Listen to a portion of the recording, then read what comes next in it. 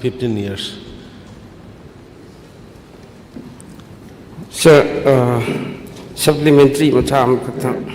thamjage sir. Sir, asigi da adop kano sing da u da yam nuai sir. Hujiki numbers of building infrastructures during the last 15 years da asida 6,854 infrastructure same have say. Ay yam nuai je TN Hills makhad thabok patan tawri che ay thagat pa phongdok chari. Aduga detailed financial position adu physical status se ayamba loire haina put pase aina se honorable minister da amtang review tawraga phajana loibra loidabra habse amta yenghaningi aduga si gi da yes habse adum yengbada phajana maintain chu tawi adubu anamba building mayam se ligrab building se amuk hanna yengdabado na ui TN Hills ki makhada sa building mayam se saraga I mean Karnogi other departments in like MOBC degi oirabisu Karnogi Fangi makhada shemaga TN Hills da taking over tawgraba building mayam le aduga Ladiba TN Hills ki department sina moigi infrastructure kaya lebra kadai lebra sibawa detail data male ne khali basa adun yaragadi maintenance ki se hojiki total sariba amount si sa sida piri se akoina 1077 crores ki sagreba adu budget ta reflect tawudi maintenance ki damakta infrastructure singdugu maintain tawnaba percentage of maintenance to amount outlay do uda basa aduna yaragadi honorable minister da masigi se kitang de hengat piraga sagraba semjagraba fund wana talaga semga 277 ki article 277 makhada amadi state ki plan degi makhada semgraba singdo maintain tawredi at least building infra hojiki cement concrete kumbasi 77 to 90 to 100 years ki makhada lifespan lagedabani adubu sagraba building mayam se 5 years maximum 6 years 10 years 15 years the pura dilapidated.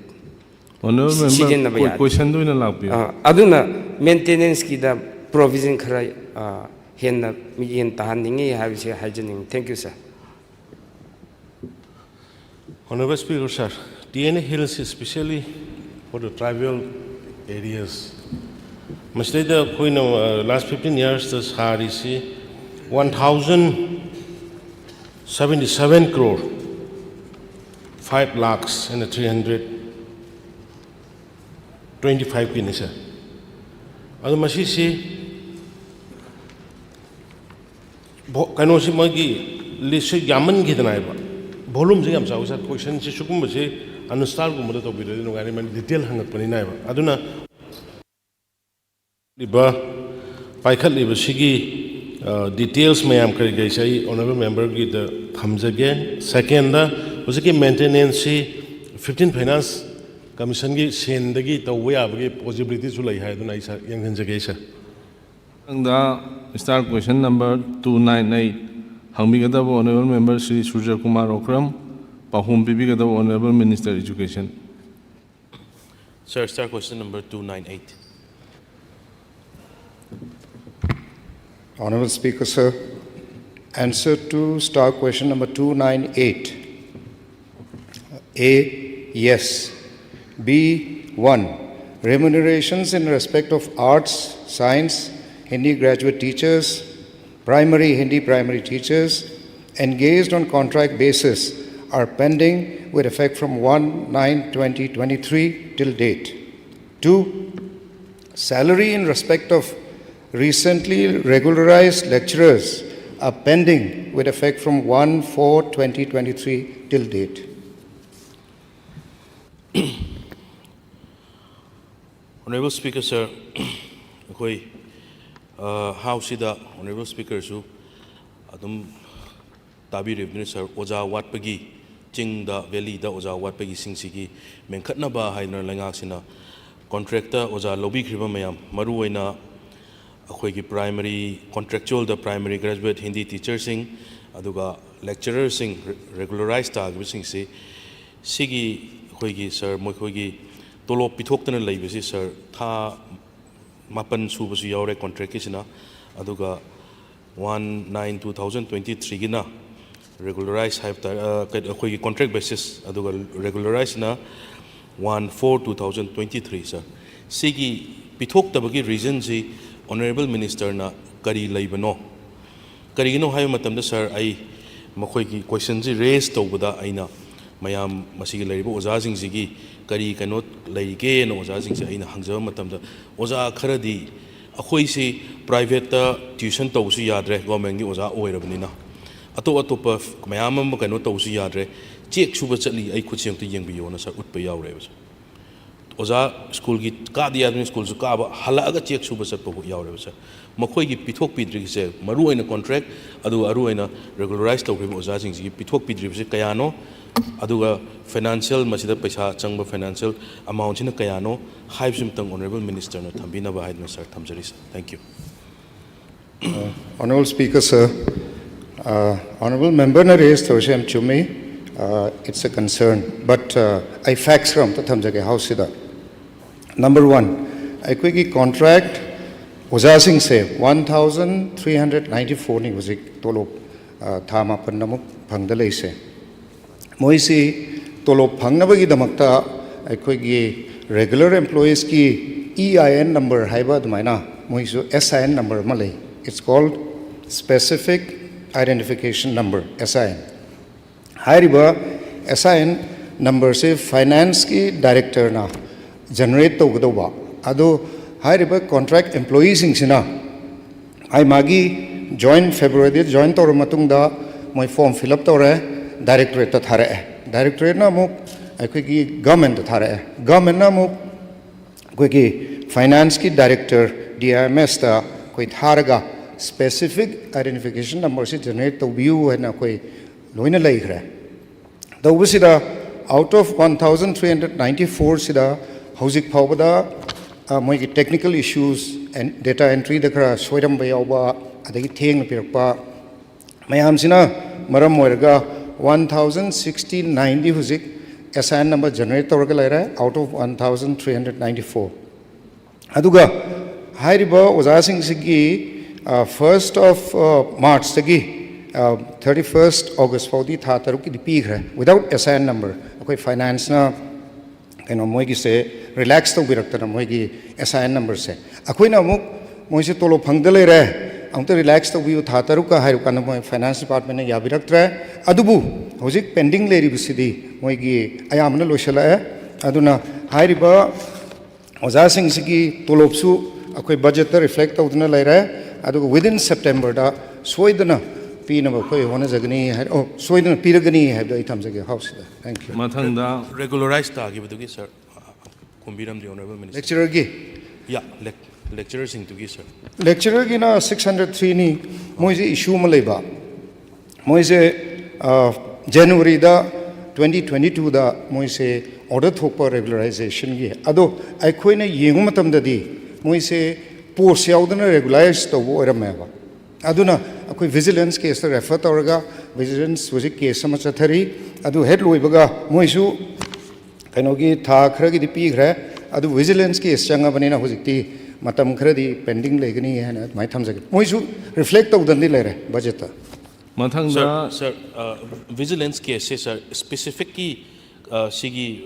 koigi city koigi lairiba government sigi duty ni sir vigilance case masi vigilance case changi se sir kari maram gino exactly kari point no moi 603 hai tara 603 makhi da changi bra aina sum thikachawa matam da sir makhoi gi lairiba khoi gi sigi exemption of online certified ENI Honorable Member, question to the Mount. Sir, specific sir, in Hungary, vigilance case, sir, specific, Karigino, Moisi, ओजा मैमसिंग sir मफम मफम चलग तौगदोरिबनी अदुना business केसुदी अखोई government की तौफम थोपनी मोगी पीफम थोपदुदी sir अदुदी पिथोकपीबदा करी काई हाइबदो दु कयाम कुइना संगदरिनो हाइबदुमतंग honourable Honorable Speaker, sir, मोगी से कनो तौबनी ऑर्डर थोको मतमसिदा मोगी पोस्ट लई लेती है से फजना कंफर्म तौदना अखोगी हापचलंबा है रेगुलराइज तौसलंबा अदुना पोस्टिंग से अखोइना मरकसिदा याम कन्ना होने लास्ट 2 years से अखोइना पोस्ट से थीरगा एडजस्ट तौनबो होनबा अदुदा लाइदी खरा इरेगुलर होइबा कनो खरा यावग्रमनिना मसी थीजनदबसु यादबा कोना अखोगी issues मैम लाकदौनिना अदुगा MGL database मोइसे mandatory requirement ओइबदु चंगु यादबा कैगिनोदा रेगुलर कनो ओइदबनिना अदुना तोलो पीबसे हुजिक खरा complications लेरेबा टेक्निकल इश्यूज से सॉर्ट आउट तौरदी अखोय अदुम पीनबा अदुम तौजगेना थमजे की एमजेल की सर सिदा लेजरे अखोई एग्जाम्शन तौवने सर से डायरेक्टर एजुकेशन डिमांड डिस्कशन गुमल वालिब्रा डिमांड तौर्स मथंग स्टार क्वेश्चन नंबर 299 हंगबिगदब ऑनरेबल मेंबर श्री के.एच. लोकेन सिंह पाखुम पिबिगदब honourable minister R.D. NPR. Good morning, Honorable Speaker, sir. Start question number 299. Honorable Speaker, sir. Start question number 299. Ka PMJSY 3 phase ko ye 7 March 2024 the sanction laki. Ka PMJSY ki makada 134 numbers of belly bridge sabal ekre hauji 42 numbers of belly bridge sabal lugeda wadi. Ga PMJSY na sabam sung sariba belly bridging asi 24 R gina 20 ton satpe ay amasung 40 R gina 40 ton load capacity ni span amadi load capacity asi ki matung in design tawgi guideline gi matung in sab chana saki. Sir, supplementary minister Thomson, sir. Sir, ngasagi ka gida khoigi 2023-24 ki master sanction lakre sir. Adubo simatang tang khoigi tha mari manga de sure adu hoji masi thawak oina khatang onthokpina maram di karigino habda khoi state ki plan da ju yaw da PMJSY road ti oiba sar aduga lambi di yam sokchalakpa aduna state ki plan da ju happa yadamina masi khatang thuna simtang tawi aduga asai sir khoigi belly bridge ki matang ji dai khatang hong khatang thamjage sir belly bridge sir hantak se khoi state ki sing saw the flood ki sina effect oiba dina nataba sadali khoi ki thong singji overload ta chatpa haigadra adu mai tawna thong khra tatpa siuba even ai khoi gi sagi kendra dan taksi ai bok thiu tholok ta khoi legi du ju yawi thong tatlaga makha ta sanba sidaina thamjaning gi sar khoi gi mai 24 hour gina 20 ton za dagi 40 hour gina 40 ton se load capacity ki mai magi adu gi matungina span du gi design taw gi bani na khoi thambire sida aduda masida sar aina ai khoina hojik talibasi sir thong si talibasi hojik mafam khudimakta khoigi imphal turen sida leiba thong si anamana 180 lo yamna sangba magi keno lengsi aduna mayai si loi kontharaga leiba sum yemga even ai gi kendra isagi kendra longoi si sida sir hojik ani saraga loisandana ta loiga di leiba mayai du chu konda sa ada yot singsi khoigi karamba company ne approve to wa yot la so khoi department na soi bra na tragana company ne yot tu na soi bra tika dar sing tu na tham pan ma da soi bra amaga su mana da sa aduna ai khoina ai na tham jening badi hari ba port sing ji khoi gi expert committee muna nam tung check to bi ra maram di handak tak khiba thong ji leite ba mi awa asi na yaw gi bani na next time su thola ga de khoi lam dam de le khoi sarkar da du khoi se praja na yamna lana wakhan khan ga da adu yar ga di khoi expert team ma to ro porei bi yot sing si karamba company ne approve to ba yotla natragana haiba sarve belly bridging je khoi sawa matam da magi leiba yot ke quantity du chwat na hapagira haiba dum tang matang masi khatang check to honjaning aduga design to ba matam da masi si ekhoina magi capacity ki load capacity ki matung ina design to ki bani guidelines ki matung ina madugi guide huji thong tali basi ju madugi guidelines ki matung ina thong tali bani aduna masi da ekhoina load capacity hena pure haidana ekhoina sa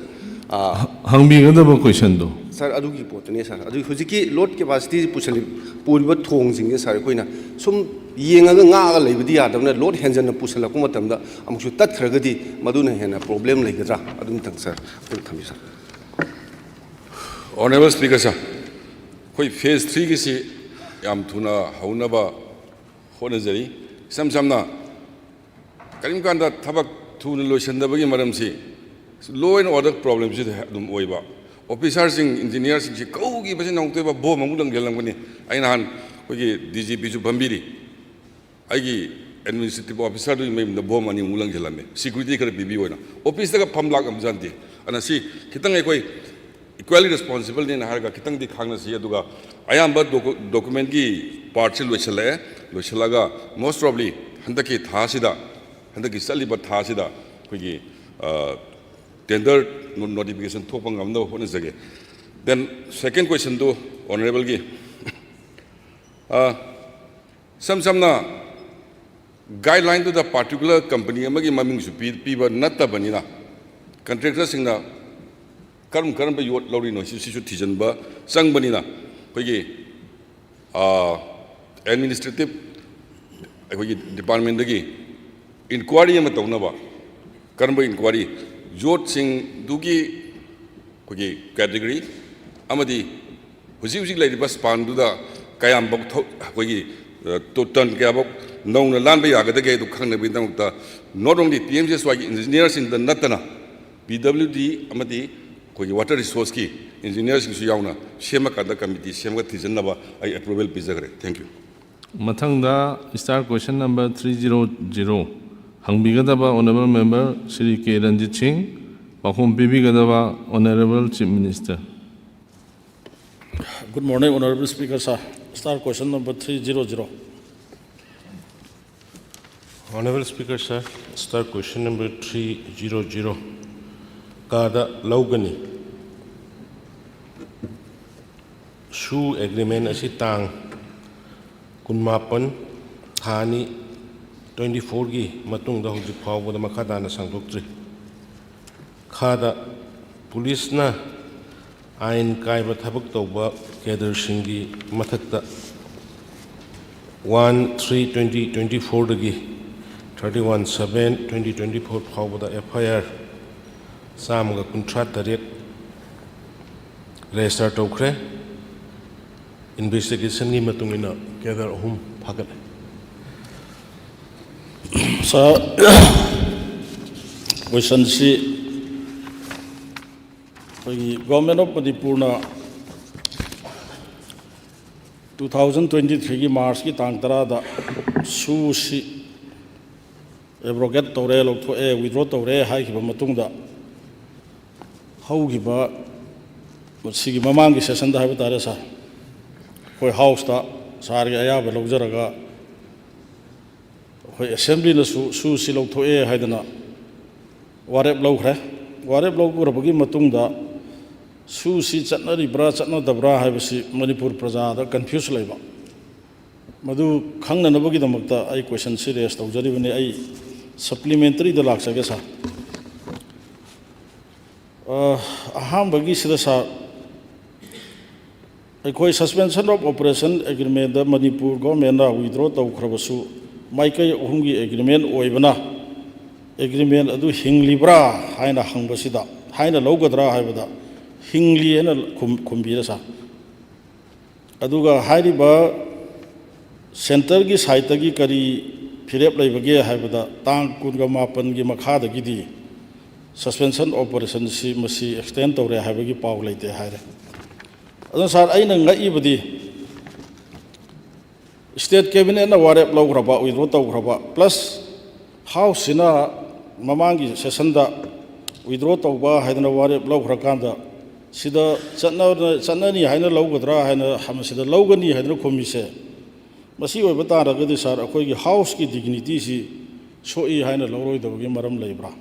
sima ai khangni sa tripartite talk ni sai adi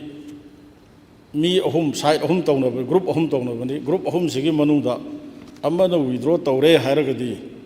agreement natraga sudu sar chatnadre haina lawba tabani masi chatnabini sigumba phibam se leina hujik sida hairiba agreement se chatnagani haidana हाइरिबसे सा मणिपुर प्रजाद मसे अखोई मिनम्मी हाइना लौरोदबई मरम Lebra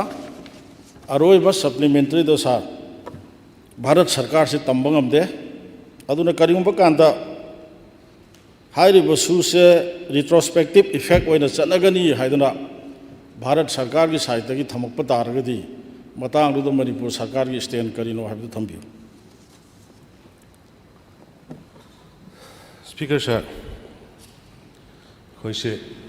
Bharat union की मनुंगन भारत लेबाक सिगी मनुंगन खोइ लेइस तोंगानबा ना खोइना तौनिंग तौनिंग म तौबा याद बाइनता अगो तौरिबा सुसी ट्राइपार्टाइट नि हाइबसु मेंबर नसु हाइ नाकल अहुम तौनबनी यूनियन गवर्नमेंट स्टेट गवर्नमेंट अदुगा हुजिकी हाइबा सुगी लालौबा ग्रुप सेदा अखोइगी स्टेट गवर्नमेंट की मोइना सिदा तौरिबा नुंगाइतबा पेंदबा अहेनबा मयामदो मदु उबदगे अखोइ स्टेट गवर्नमेंट दी मोइगी अनीदगी विड्रॉ तौरे ना अखोइगी कैबिनेट डिसीजन लौखिबनी अदुई मतुंगदा हाउस दा अखोइ डिसीजन लौरे मदुगी डिसीजन दो अखोइ लोइ थाइ अदु थारो मतुंगदा हुजिक सांगतोरक्ट्री सिदी सुसी अखोई स्टेट की वैनदी तुओगा सेंटर की वैनसु मोय सांगतोक्तना लेरे हाइबने सु अदुगा सुजी हाइबसिदी सस्पेंशन ऑपरेशन ने सर अमरम पीस पोरंगनाबगी मिलिटेंट सिंग अंडरग्राउंड सिंग लेरिबा एक्सट्रीमिस्ट सिंग लेरिबा कांगू सिंग सिगा पीस पोरंगनाबगी तौबा भारत सरकार की ओइबा पोनिना भारत सरकार की ओइबा मोगी फिरेप तुदा अखोइने याम कन्ना खुथिंजलुबदि नमद्रे अदुबा अखोइने हाइबदी वन साइड अमा भारत सरकार सुयानो विड्रॉ तौद्रबनिना मदु हिंगेना लौगनी हाइबनी but in the meantime Bharat सरकार ने ngasi एक्सटेंड तौरक्ट्रिसि अखोइगी हाउस ने लौगिबा पोटुबो ऑनर तौरगा ऑब्जर्व तौबो मोइने ने लौइ सर थैंक यू सर अइना ngasa आइजरिबा भारत सरकार से तंबंग अमदे रिट्रोस्पेक्टिव इफेक्ट ओइना मसि चनरे हाइना लौरागदी स्टेट गवर्नमेंट की करी स्टेनो हाइबदु मोतंगा थंबियु सा भारत सरकार तंबंगम दे बदली सर मधु दे हाय निंदे करिनो हाइबदी भारत सरकार से कोई फेडरल स्ट्रक्चर ने कोई स्टेट गवर्नमेंट ने यादब पोसु तौदोरोय स्टेट गवर्नमेंट की अपाम्बा स्टेट मियाम की अपाम्बा की अगेंस्ट पलाक लाओय अदुना दु तौद्रिङैदा हुजिक हाना हाइबे महत मोइ तौरा काना करि तौसिके दो तानसि मथंगा क्वेश्चन नंबर लास्ट अमा खतंग सर मसी याम लुबा असेंबली ना विड्रॉ तौबगी वारेप लौग्रम मतुंगदा सेंट्रल गवर्नमेंट दा की करी हारखिबा लेगे अदुम तंग थंबियो यारे हुजि फाउदा केमता हारपलि फॉरेन डिमांड तौजरगे सा मथंगा स्टार क्वेश्चन नंबर 301 हंगबिगदब ऑनरेबल मेंबर श्री टी.एच. लोकेश्वर सिंह पाखुम बिबिगदब honourable chief minister Good morning, Honorable Speaker, sir. Start question number 301.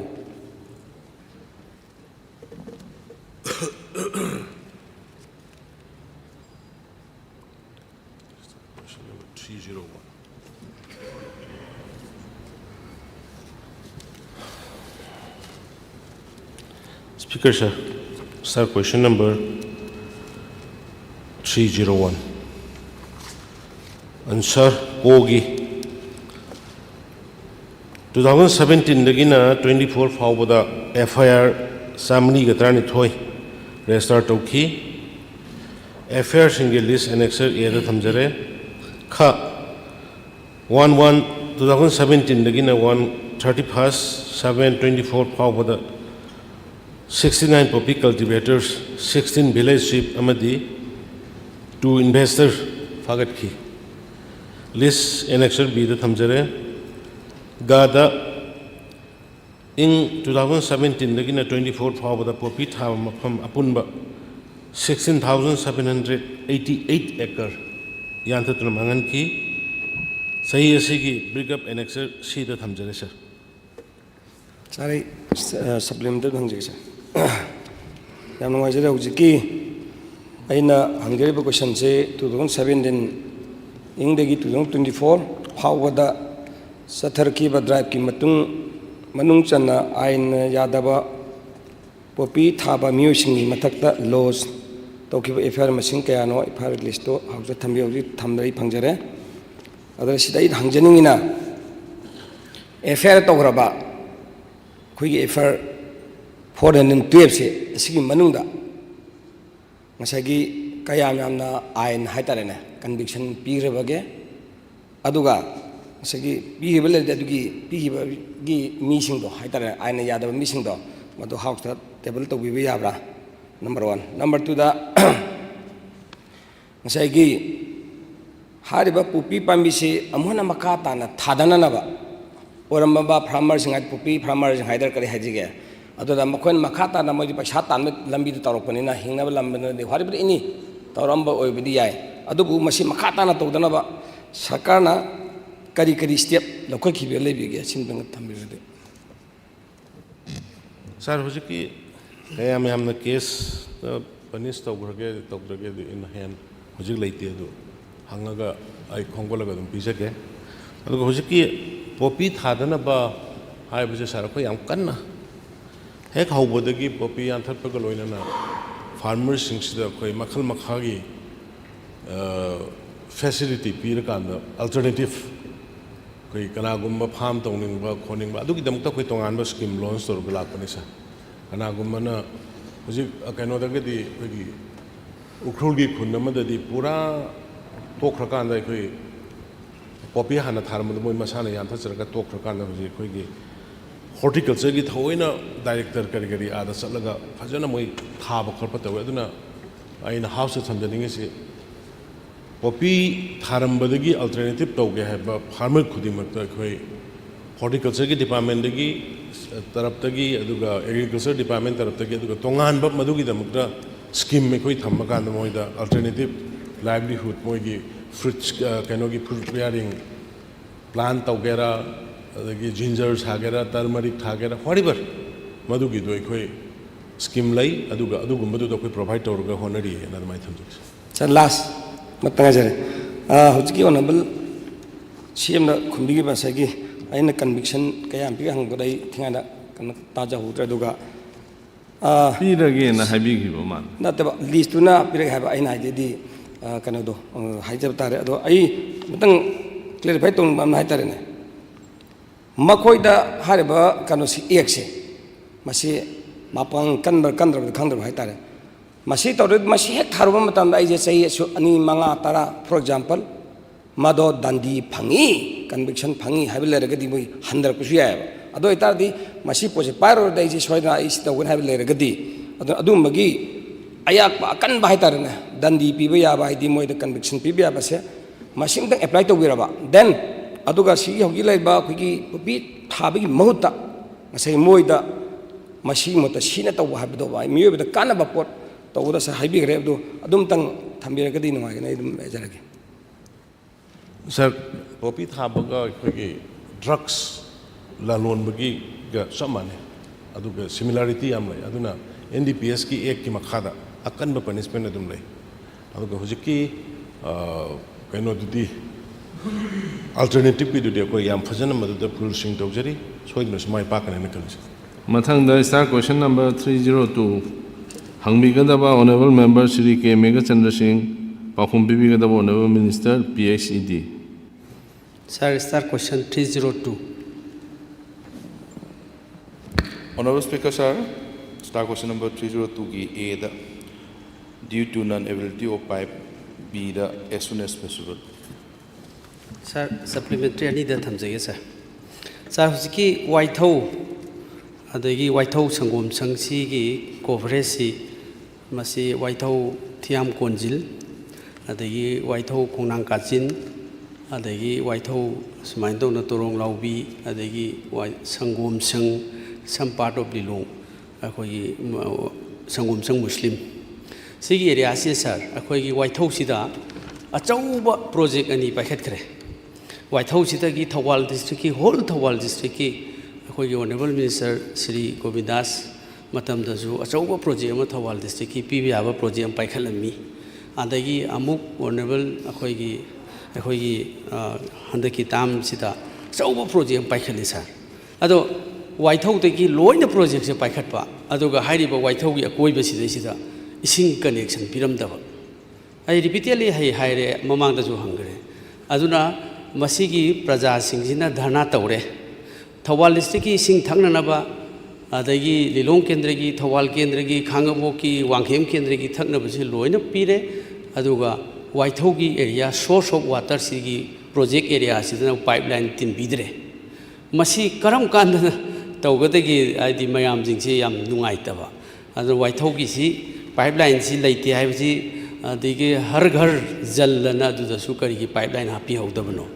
ꯑꯆꯧꯕ ꯄ꯭ꯔꯣꯖꯦꯛ ꯊꯧꯕꯥꯜ ꯗꯤꯁꯇ꯭ꯔꯤꯛꯀꯤꯗꯤ ꯋꯥꯏꯊꯧꯗ ꯁꯥꯕ ꯄ꯭ꯔꯣꯖꯦꯛ ꯑꯅꯤ ꯑꯗꯨꯒ ꯋꯥꯏꯊꯧꯒꯤ ꯑꯀꯣꯏꯕꯁꯤ ꯄꯤꯗꯕ ꯃꯔꯝ ꯀꯔꯤꯅꯣ ꯀꯔꯤꯒꯤ ꯑꯩꯈꯣꯏꯒꯤ ꯏꯟꯖꯤꯅꯤꯌꯥꯔꯁꯤꯡꯅ ꯀꯥꯎꯕꯤꯔꯤꯕ꯭ꯔꯥ ꯑꯗꯒꯤ ꯀꯔꯤ ꯃꯔꯝ ꯂꯩꯕꯒꯦ ꯅꯨꯡꯉꯥꯏꯇꯕ ꯂꯩꯕ꯭ꯔꯥ ꯁꯤ ꯑꯝꯇ ꯍꯥꯏꯕꯤꯌꯨ Honorable Speaker, sir, अखोई honorable member की issue दुगा आई केंद्र थोड़ी भी issue दुगा सब माने अखोई जो अखोई केंद्र दा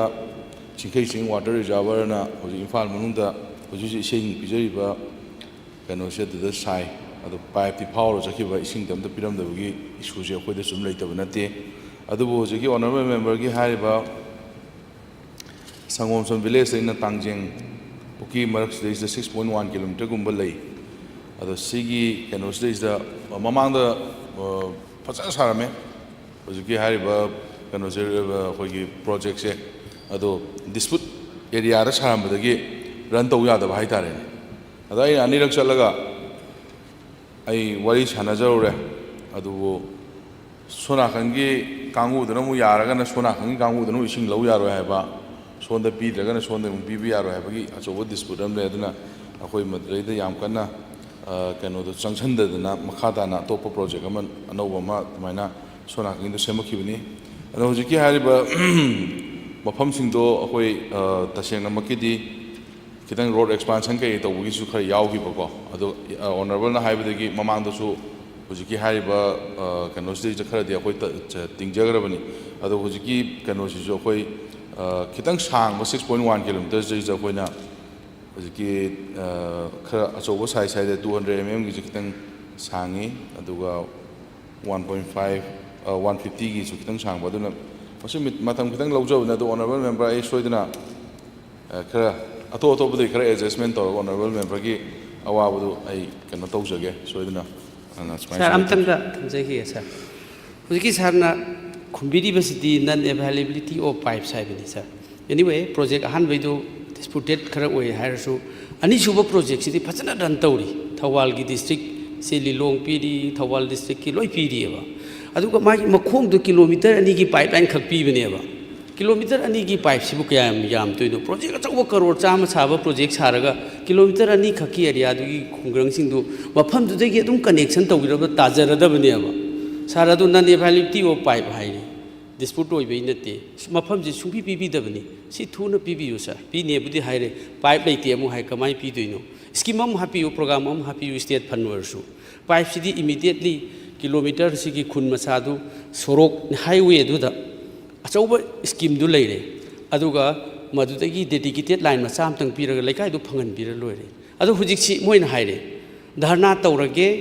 थौवान डिस्ट्रिक्ट पीरिबे वाटर सप्लाई से अमत पीररोय वाइथौगी सिदगी मरमदि अखोइगी पीदना अखोइ फावरगा मी थाइ लेरे रिजनेबल ओइबा आई सुम थिंगी चही मंगा फाजले कयाम कुइ थिंगनि सा सि खितंग रिजनेबल दि ओइबनेबा सर अमतंग यंजन बियो सर ऑनरेबल मेंबर हुजिकी आइना डिस्प्यूट ले हाइबदि हाने अरिबदो प्रोजेक्ट याम चाउं सारमगा अरिबदि डिस्प्यूट ले हाइजबनी अदो हुजिकी ऑनरेबल मेंबरना किलोमीटर अनी खतने हाइदो मदु मुखतंग सोइना मदो माले किलोमीटर 6.1 किलोमीटर आइगी रिक्वार्टर तमाइ लेजबनी अदो मसै जैजा संगदुरिबो पाइप से अखोइगी पाइप साइज अमखक चंगोना तो नसाय आमाथदैदि खर चावम दकाले अदे सुम पिक्थरगदबनेबा पाइप से तिंगबो मतमदा अदुना लास्ट की जैजा 65 mm ने वो अखोइ ऑनरेबल मेंबर की तिंगदुइसे 65 mm से मतोन थंगबदु वाने अदुगा चप मानबा साइज ने तिंगबा यादबनिना अदु खकी वाने अदुना होजिकी हाइबा पोसे आई अतोपदगी स्कीम बुदी होय होजि हापगी कनो से खितंग खुदोंग चाद्रेदे अखोइगी होजि होजि अखोइ स्कीम खर चटनरिबनिना अदुना मसिगी मरक सदैसा स्कीम अतैदा अखोइगी लेंग खर हेनबगुंबा हेता यावरेबा अदुमबदु दुमाइना तोरगा adjust तौजरगेना A दुमाइना sum हाइजबन Mathangda star question number 303. Hangwigadaba Honorable Member Sheikh Nurul Hassan. Pahum Bibigadaba Honorable Minister RDNPR. Good morning, Honorable Speaker, sir. Star question number 303. Honorable Speaker, sir. Start question number 303 answer. A. Okay. COVID pandemic like amadi huziki like law and order situation is not think the B. 2 crore 15 lakhs 4,000 cannot fund release over aduga thabak think the bagi. Honorable Speaker, sir. Cannot see the contractor sida notice ani rak thagre duga as per agreement gi matungina thabak thengde bagi magi makha taba bill thagalakpada 1% deduct tawrani. Thank you. Honorable Speaker, sir, minute ani khatang lojigis. Koigi high river date of commencement 2021 gi July tang kunithoi dagi hauraga luisan gado 2022 gi March Kuntrama Thoida, Luisalaga, Huziozic maintenance period telephone Topuni Tobotabo COVID 2021 November December the Louis Kramatunda short working season say Marirak Hogre. High river Tonga Sikalika, High river Kungangasiga, Bamon Kampoga, Pauna, but the Amna Marueva, Tongamakanga, Topa Tongam Fulatava, Idilbung Tongam Dagi, Lakpakanda kilometer, Ani, Sang, Chatlaga, Amna Oava, Mayuknava, Adum Labatang Ifadava, Litangi Tongamakak later, he contragim among the Saramba. And a high river, a sing Maramdi, high river Tonga contractor and a subcontract engineer, engineer ga Toraga contractors and a subcontractor way and high. Subcontractor Sina Tonga ma contractor gi account da Pisa Sangraga Pisama gi Pitopi the Badagi Sava Lepan and Adumaning on the information lay. High say this amounts to corruption, incompetence, wastage of public money, inconvenience to general public. And Honorable Speaker, Kutang, the Honorable Minister, Puning Sinjeraga, House the High River, Tongase, Atuba Matamda, Sava Lucian Bigani, Ibaduga, Matau, accountability fixed of Voina, engineer concerned, engineer, contractor, and the subcontractor, Sida, action, look at from Toktabra, Masil, look at PO, and I domain Tamzik. Honorable Member, Consensi, Amna Sumbawani, that Karim Kanda Yam complicated we see PMJ's why scheme see subcontract of Yavati Nataba. At the hector local level Torumbasina could have come to postulate. At the same time, 2 crore 15 lakhs Loktokrasu 1 crore 56 lakh Tile Hori. The Lehori Pasasi, my man Loktokrip to Henson Badinatri. Don't say, boy, my machine give Pasha Capson Grey Loktokre, I'm Hibadoi to the ꯑꯩꯈꯣꯏꯒꯤ ꯗꯤꯄꯥꯔꯠꯃꯦꯟꯒꯤ ꯑꯣꯏꯅꯗꯤ sub contract ꯑꯁꯤ ꯄꯤꯕ ꯌꯥꯗꯕꯅꯤꯅ ꯃꯗꯨ ꯑꯗꯨꯋꯥꯏꯗꯨꯗ ꯍꯦꯛꯇ ꯂꯤꯒꯦꯜꯂꯤ ꯎꯁꯜꯂꯨꯁꯨ ꯉꯝꯗꯕ but ꯁꯝꯍꯥꯎ ꯑꯩ ꯉꯔꯥꯡ ꯑꯩꯈꯣꯏ ꯆꯤꯐ ꯏꯟꯖꯤꯅꯤꯌꯔꯒꯁꯨ ꯈꯟꯅꯔꯀꯥꯟꯗ ꯃꯁꯤ ꯀꯃꯥꯏꯅ ꯇꯧꯁꯤꯒꯦ ꯑꯩꯅ ꯍꯧꯖꯤꯛꯀꯤ ꯑꯣꯔꯤꯖꯤꯅꯦꯜ ꯀꯟꯇ꯭ꯔꯦꯛꯇꯔꯁꯤ ꯍꯧꯖꯤꯛꯀꯤ ꯑꯣꯏꯅ ꯊꯤꯕ ꯈꯪꯗ꯭ꯔꯤ ꯍꯥꯏ ꯃꯥꯏ ꯃꯁꯥꯒꯤ ꯄ꯭ꯔꯣꯕ꯭ꯂꯦꯝ ꯈꯔ ꯂꯩꯕꯗꯒꯤ ꯕꯠ ꯑꯦꯅꯤꯋꯦ ꯑꯊꯨꯕ ꯃꯇꯝꯗ ꯊꯤꯔꯒ ꯑꯩꯈꯣꯏꯅ ꯀꯩꯅꯣꯅ ꯑꯥꯏꯟꯅ ꯌꯥꯒꯦꯔꯥ ꯌꯥꯔꯣꯏꯗ꯭ꯔꯥ ꯑꯩꯈꯣꯏꯒꯤ sub ꯀꯟꯇ꯭ꯔꯦꯛꯇꯔꯗꯨꯁꯨ ꯀꯟꯇ꯭ꯔꯦꯛꯇꯔꯗꯨꯁꯨ Punna Kaurakanda, Sagi, I worry Sananaba, I Haizagre. Thank you. Mathangda, star question number 304. Hangbigadaba Honorable Member Shri T. Shyam Kumar, Pahum Bibigadaba Honorable Minister RDNPR. Honorable Speaker, sir, star question number 304. Oh, Honorable Member Gishi, Phase 3 Hangibanadra. Oh, Phase 3 Tabak August September Horani and Hajare Saina among those Habit Panzagi with me. Tang a problem Masamsa Topa Kogi Puna Tabak Sumi Nagato with the heck, Kogi OPC environment heck, Siamangam the Badu, Bambaram Curly, the Hangdabani, but maximum document Lochale, Adona August Tasigi Lochale Popogi Manunda. Tender notice Thank you. Sir, question zu ani katanga I mean sa mini ahuma ida matam pebi sir. Sir akhoi Honorable Minister na kumbine August September na August September ji kalma saigi August September no sem na one question. So ama pambiyo padana ka pambiyo sa sima. Akhoi di Honorable Leader of House da mamang da ꯌꯥꯏꯄꯣꯛ ꯀꯩꯊꯦꯜ ꯂꯝꯕꯤ ꯔꯣꯗꯁꯤ Thoubal ꯕꯦꯔꯦꯖ project ꯇꯥꯕ ꯂꯝꯕꯤꯅꯤꯅ ꯌꯥꯗ꯭ꯔꯦ ꯐꯠꯇ꯭ꯔꯦꯅ honourable reserve ꯍꯥꯎꯁꯇ ꯍꯥꯏꯔꯦ ꯑꯦꯅꯤ central sponsor ꯁ꯭ꯀꯤꯝꯗ ꯍꯥꯞꯀꯦꯔꯁꯨ ꯄꯤ.ꯑꯦꯝ.ꯖꯤ. ꯋꯥꯏꯁꯤꯗ ꯌꯥꯎꯔꯦ ꯍꯥꯞꯄ ꯌꯥꯗ꯭ꯔꯦ ꯍꯥꯏꯔꯦ honourable wax ꯃꯤꯅꯤꯁꯇꯔꯁꯨ ꯍꯥꯏꯔꯁꯨ ꯁ꯭ꯀꯤꯝꯁꯤ ꯌꯥꯎꯔꯦꯅꯁꯨ ꯍꯥꯞꯄꯁꯨ ꯌꯥꯗ꯭ꯔꯦ ꯍꯥꯏꯔꯦ ꯑꯗꯨ ꯑꯣꯏꯔꯒꯗꯤ ꯉꯁꯥꯏꯒꯤ ꯍꯥꯏꯔꯤꯕ ꯊꯕꯛꯁꯤ ꯇꯧꯕꯗ ꯍꯧꯖꯤꯛ ꯀꯦꯟꯗ꯭ꯔ ꯆꯠꯄ ꯌꯥꯗ꯭ꯔꯦꯕ MLA ꯅꯆꯤꯟ ꯊꯤꯒꯅꯣ ꯀꯦꯟꯗ꯭ꯔ ꯀꯨꯝꯃꯛꯄꯗ ꯈꯨꯄꯥꯡ ꯊꯥꯅꯤꯅ ꯍꯥꯏꯒꯠꯂꯕ ꯂꯝꯕꯤꯅꯦꯕ ꯁꯤ ꯂꯝꯕꯤꯁꯤ ꯅꯠꯇ꯭ꯔꯒꯗꯤ ꯁꯨꯃꯥꯏꯅ ꯑꯥꯒꯁ ꯁꯦꯞꯇꯦꯝꯕꯔ ꯍꯥꯏꯔꯦ ꯁꯤ ꯂꯝꯕꯤꯁꯤ 2023-24ꯒꯤ ꯄ꯭ꯔꯣꯒ꯭ꯔꯥꯝꯗ ꯌꯥꯎꯕ ꯋꯥꯛꯅꯦ ꯊꯕꯛꯁꯤ ꯑꯗꯨ ꯑꯣꯏꯔꯒꯗꯤ ꯍꯧꯖꯤꯛꯐꯥꯎꯗ ꯍꯧꯖꯤꯛꯁꯨ ꯑꯣꯅꯔꯦꯕꯜ ꯃꯤꯅꯤꯁꯇꯔꯅ ꯑꯣꯅꯔꯦꯕꯜ ꯁ꯭ꯄꯤꯀꯔ ꯊ꯭ꯔꯨꯗ ꯑꯩ ꯍꯪꯖꯒꯦꯕ ꯑꯥꯒꯁ ꯁꯦꯞꯇꯦꯝꯕꯔꯗ ꯍꯥꯏꯔꯤꯕ ꯐꯖꯅ ꯑꯥꯒꯁꯇ ꯇꯧꯔꯅꯤ ꯁꯦꯞꯇꯦꯝꯕꯔ ꯇꯧꯔꯅꯤ ꯀꯠ ꯇꯧꯔꯒ ꯐꯖꯅ ꯄꯥꯎꯈꯨꯝ ꯄꯤꯕꯤꯌꯣ ꯀꯔꯤꯒꯤꯗꯃꯛꯇ ꯇꯦꯟꯗꯔꯁꯤ ꯇꯧꯕ ꯄꯩꯁꯥꯁꯨ ꯄꯤꯔꯛꯑꯕ ꯄ꯭ꯔꯣꯒ꯭ꯔꯥꯝꯁꯤ ꯌꯥꯎꯔꯕ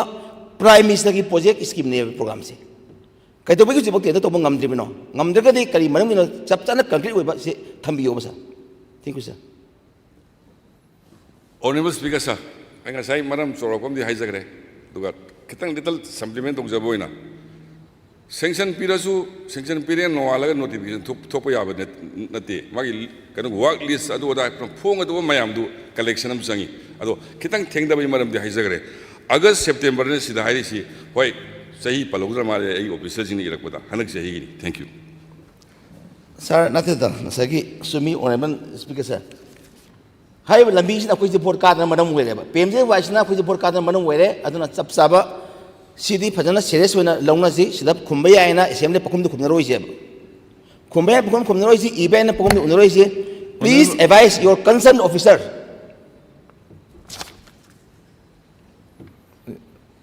ꯈꯔ ꯌꯦꯡꯁꯤꯟꯕꯤꯔꯣ Oh, honorable member I concerned officers in Sai Loin Pami I already instructed as early as possible to Wiroina I did some committee ga semba gi su thakre then little hogi finance dagi khara communication gap le hobu dagi hogi kanogi OEM ma thokki baduna tawdo bani ga haijalakba khangdana ado already sithi igre ngasi nini sida finance dagi clarification la ani khali aduga adu da neina adi che sang ithu isin sida khara hek thingba ki poni but kanogi agi department sigidi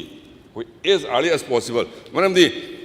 workable time si October dagina March pauni sigi manungda thabak kolas thawda di kamgan thani ana honorable minister na yam sensitive oina vote pok palaga haibiri do I am thagasari thank you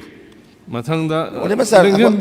please ako sir se khamoge sir please no sir na to sir matam pipi sir sir sir de ko si masira di sir sir de ngasagi matam ko pi si question ani kita ngai mathangda sir adum nangni matam sum nangni sir matam nangni adum nangni question ani kita sa yengjaga haijara phone question wena tawbiro sir ai hangje question sida honorable minister na paisa gi finance ki nom haire finance na paisa thadok tabagi tena to ngamdabra ta wala ro male aina thamidi hogi administrative department dagi finance report torombam sangi sigi tender torom dagi ada finance na March ki tang ahum dara kano thokiba OEM amagi matungina sagi state ki committee duna tender tawni haiba but guideline da yauri sidi very clearly PMGSY ki guideline duna tender tawgodomni haibadugi ngak sithi itho isin gi matam kitang lawi haibani aduna si handok hanjin nei sida ina hayeng mak halo ina kano gi finance da hayu dia damina sagi August September ina pizari se sukso iswero honorable member sir do please sir si August September amadi sa habiyo bo September tawbigera August tawbigera natraga mathang sagi December tawbi habiyo bo time na amda frame tawbi sahi ko na habiyo sir honorable member samna lambi ga thinglaga public ki pressure leibadura hena sentiment so ko mali ay adong wi sentiment do khangjar kanda suksoi soidana September manungda tenda thosi mathangda star question number 305 honorable hangbigadaba honorable member Sri Lesio Kaising pakhum bibigadaba honorable minister Pawar Sir, star question number 305. Speaker, sir, answer to start question number 305. Answer A, enclosed is Annexure 1. B, no. C, enclosed is Annexure 2. Thank you, sir. Sir, supplementary question amani khata. Yam sigi reply si yengubda yam nungai. Kaino the power department si revenue collection tau dobran khalam bani. Haidi hana ina assembly gi committee PUC gi committee chairman oiringeda power department na liabilities mayam pukhat lakpadu da khallaga power department si siragadra haina aisi mi painarame ba adu ngasi gi honorable minister na detail marek chumba detail figure mayam purak pi bisi ai am aingonda pukning da harab am da karino di sa chawkhat pa si power si am number 1 factor amani chawkhat pada economy hengat pada power si shoy re dilon economy akoi public health mayam lo na shoy bni aduna ngasi si aina supplementary question ama thamning masina sigi power revenue collection si tariff collection si yeng bada graph si mean graph ye ubda hojiki staff deployment yamba mafam da revenue collection yamne ba aduga example da akoi kamjong gi sida staff si tarahumdoi khakta le kamjong gi da tarahumdoi le aduga kano gi da Churachandpur da Kangpokpi da moi si staff si 51 le adu da 12 crore phange ba aduga amadana kano 25 crore phange ba staff yamim khai revenue collection yamme ba adurdi why don't we increase the staff dargar oiriba manpower labor singdo or staff singdo recruitment tawda akai belero dra hina hajin ngene aduga main aina hangning basina aigi kamjong area da staff si taram khoi thak le sok chawrabi area si da power supply chingnung da sok chawraba topography na kanu chatpa ya nongchu pantha da chatpa ya dam pham si da taram da khak le village mayam si na line clear taw le re wire tinga le re ba aduidi khara henga pibada kayam shoke yaroidra habsi ako honorable minister sika hangjaning mari thank you sir speaker sa khoi honorable member na place to free to biri wafam je sum wafam ne du khoi hana dege hona na hansu honorable member amana question r da khoi discuss to khre kamaina thabak lauki kari gi damak tano do karamba kana tawne na honorable member su dum aware obiramani ne khalli अखोगी अवाबसी चुम्मी honourable member दाइ place तौजग्रे table तौजग्रे कोई staff सी अखोगी अदुगिमितिक शॉर्टेज होय अदु ऑल टुगेदर सैंक्शन पुकोसी अखोगी लेबे MSPDCL कंपनी की ओइना 2982 लेबा अदु हुजि हुजि मैन तौरिसना टेक्निकल ओइना 688 अदुगा नन टेक्निकल न 204 अदुगा ऑल टुगेदर 892 खक तौबनी अदुनो ऑलमोस्ट 2000 की मथकता अखोई स्टाफ सी शॉर्टेज लेबदु अखोई खरा ओरसु मेखना बाहायदना कोई हाँ इक्विपमेंट तौगिबदु हेक तौब मतमदा ऑनरेबल मेंबर की कोई कामजोंग जी होय चुम्मी उखुलदा कोई 32 पीरगा 13 अमा नौना बाइब्रिकेट तौरपा दुगा क्रिएट तौरपा एस्टैब्लिश तौरपा डिस्ट्रिक्ट की ओइना कोइना हंदना पीबगी वाफम सु नते कोई स्टाफ वाले जो खंगी अदुना कोई वालगा सु कोइना कम्युनिकेशन मपु मतिक साना कोई लेरिबो उखुलगी स्टाफ सिंग सु सम टाइम यूटिलाइज तौरकाना दुम चतनरगा लाकपनिना कोई सोयना मुकी हंदक इक्विपमेंट सा चलिबा सही सिगी मनुंग तौगनी हाबदुदा कोई इंक्रीज तौनगा फजना फुल्ली होगी फंक्शन होइनबा आई होना जगे ना इथम जगे थैंक यू सर अमखक थंग सर अकोई की स्टाफ सिंग से अनंबना कर्नोसित मपानदगी तोंगानबा डिस्ट्रिक्ट तगी पोस्टिंग तारक पसिंग से लाकनिंग दी एक्सक्यूजेस यामने हाइबदी लेरिबा कंडीशन दुदा मोय यामना चटनिंग देबा अदुना यारगदी ग्रुप C ग्रुप D गुम्बा स्टाफ सिदी लोकल की मीसिंग दुबो खनबीबा यागद्रा सिसु अमता क्वेश्चन हांगजनिंग मने थैंक यू सर कोई सरकार की होइबा अखोई की रिक्रूटमेंट रूल्स तदी मागे मागे जगह दगी खनबा याबगी लेरंगदब मानदे सी आई अखोई की लेबा वा कंपनी खक्तगी नते ऑल वेरियस डिपार्टमेंट सिंग जी तवदबो अखोइना मागे मागे जगह लेब मीसिना मेन तौरगदी हेना खुदोंग चाबा हाइबदी लोइनबक लई अदु अखोई लेरिबा ऑनरेबल लीडर ऑफ हाउस जो अखोई खनबा मतमदा अखोई हुजिक इंटियर स्टेट्स दा अखोई इथनिक ग्रुप मयाम अमा लेबनिना मागे मागे हाइब पोटू पुलप पुलप ओइना चखरगदी मदुगी अखोई लेरिबा एक्शनजिंग वखलोन पोटू लैक ऑफ कनो लाकनी वखलों लेने मधुना अखोई थम्बगीसु मेरिट लई थम्बगीसु डिमेरिटसु लई अदो अनिमकी लेनबनिना मधु खनरगा अखोइना कमाई तौगदगे तौगदबो अखोइना मैक्सिमम टू मैक्सिमम मागी जगादा अखोगी लेनरी पोसी हुजु ऑनरेबल मेंबर ने लेजु आइनेसु डिसीजन हेक्ट लौब ngamde मधुगी पोटू दे लीडर ऑफ हाउस के मैम के जनरल डिस्कशन अमदा करी तौबो यागदगे हाइदु खनरगा दम खनमिनसी ना दम हाइ थमजगे थैंक यू मथंगदा स्टार क्वेश्चन नंबर 306 हंगबिगदब honourable member Shri T Shyam Kumar पाखुम बिबिगदब honourable minister textiles commerce and industries Sir, start question number 306. Honorable Speaker, sir, start question number 306. Answer siyam sange iraga honorable member da sulai ramil ngtang yang biraga supplementary lai biraga di topina bagman. Honorable sir, answer pangjare yam sangna. अदुम फंजे सा अना अरोब question माली सा थमजगे sir कोई हुजिकी सिगी minister honourable minister ji honourable chief minister खुम्बीरे पाखुम लीडर हाउस कयाम कुछ सुटी लौकीदबनो अखोन एनी करेस्पोंड लेटर इब कान ऑनरेबल मिनिस्टर चीफ मिनिस्टर इब कान कंसर्न मिनिस्टर की एप्रूवल लौबियो है MLA क्वेश्चन हंगबीरो नो सर क्वेश्चन लाक्टमी सर क्वेश्चन वांग साखर ngang क्वेश्चन लाकदबने नामबियो याई क्वेश्चन दो हंगबियो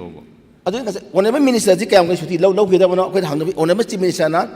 इन चार्ज पड़ा ओरबजी उजी अगसाउ नतबिदा क्वेश्चन आंसर नतबिदा फुल लोइना अदुम charge लौबीरबरा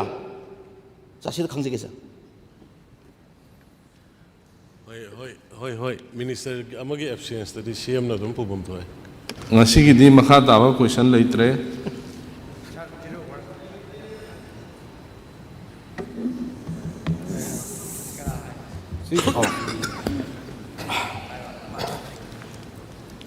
ngarang yamna unfortunate over event ama thokre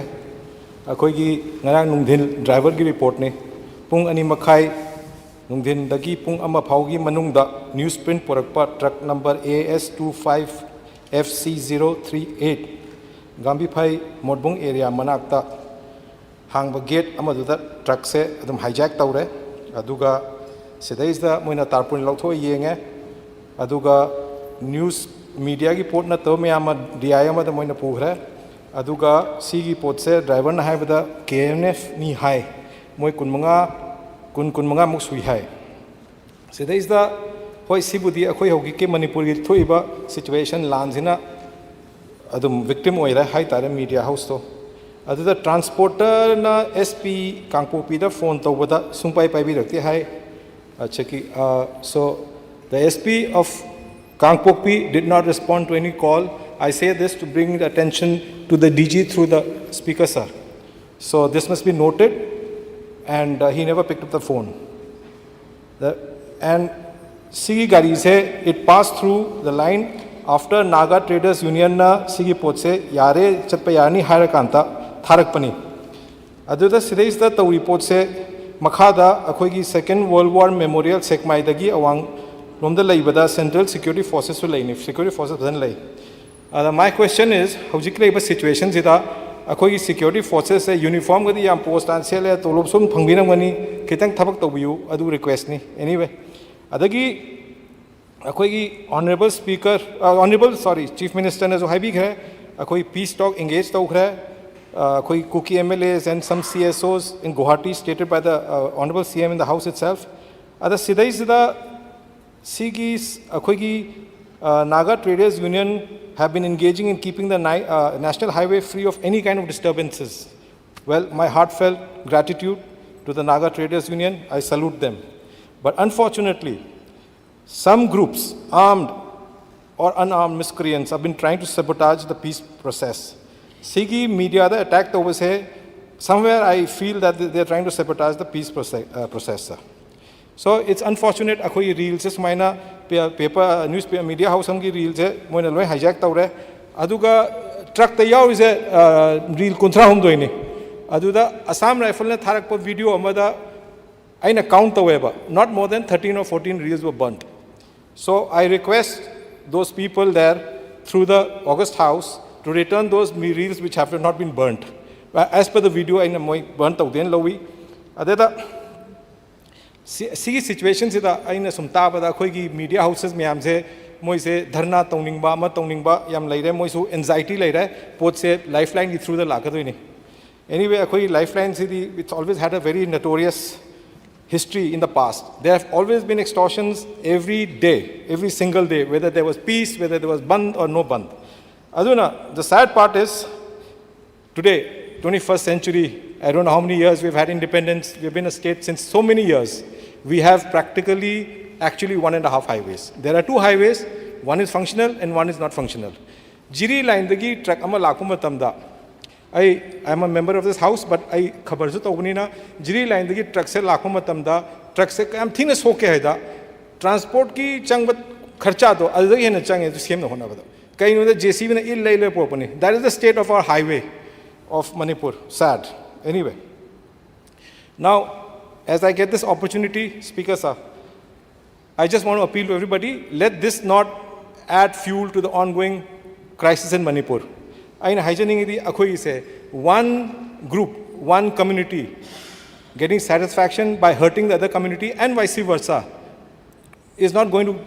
gain anywhere. It's who loses? Manipur loses. Manipur at large.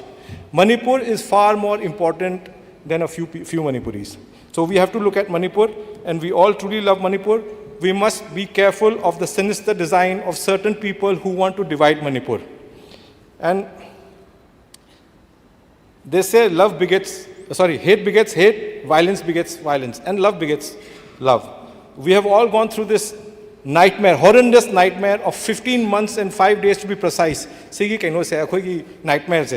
And we must put an end to this. And let's give humanity a chance, let's give love a chance. Let's embrace every Manipuri, establish rule of law, bring peace, start NRC, with utmost sincerity, to push out the infiltrators. When I say infiltrators, those who came into the state after 1961, that is the deadline date by the government of Manipur and India. Let's remember that Manipur is top priority. Let some individual not, okay. So I see the burning questions there of the day. I say there is this assembly that as we proceed, I know Prajasina hanging a question, $1 million question. What is the road map ahead? So there is the Honorable Chief Minister who in parts and pieces, peace talk, tawba, security, whatever. So I know on behalf of the people, see questions. I want the Honorable Chief Minister to give the road map, policies, whatever for the days ahead and to bring peace. I request the government in the state and the center with all the authority and power in its command to act immediately. And last but not the least, and the most important, the bottom line is that Manipur's integrity is non-negotiable. Thank you, sir. Yeah, go ahead.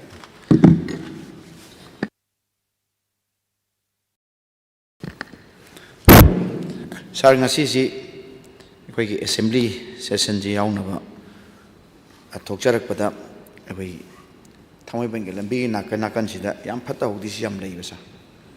And Karigino in a Ganda Koigi. Solid West Treatment Plan, Lamding, the Legacy, Masdeda,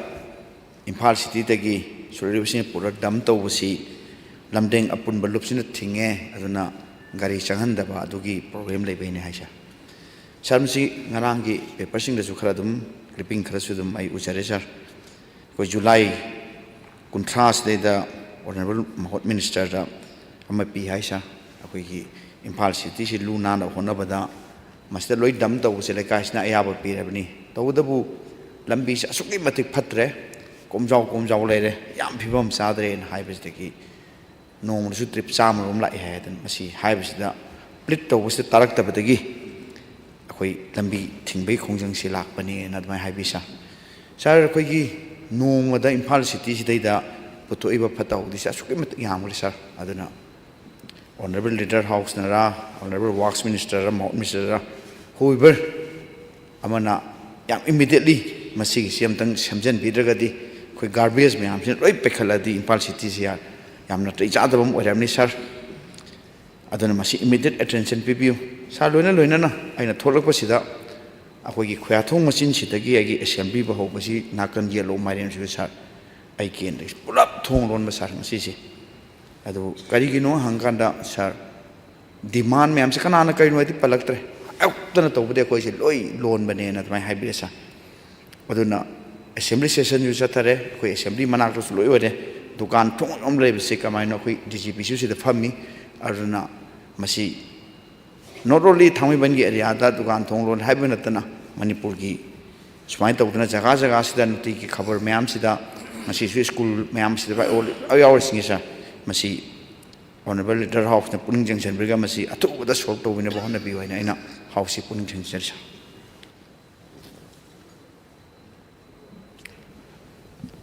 Good afternoon, Honorable Speaker,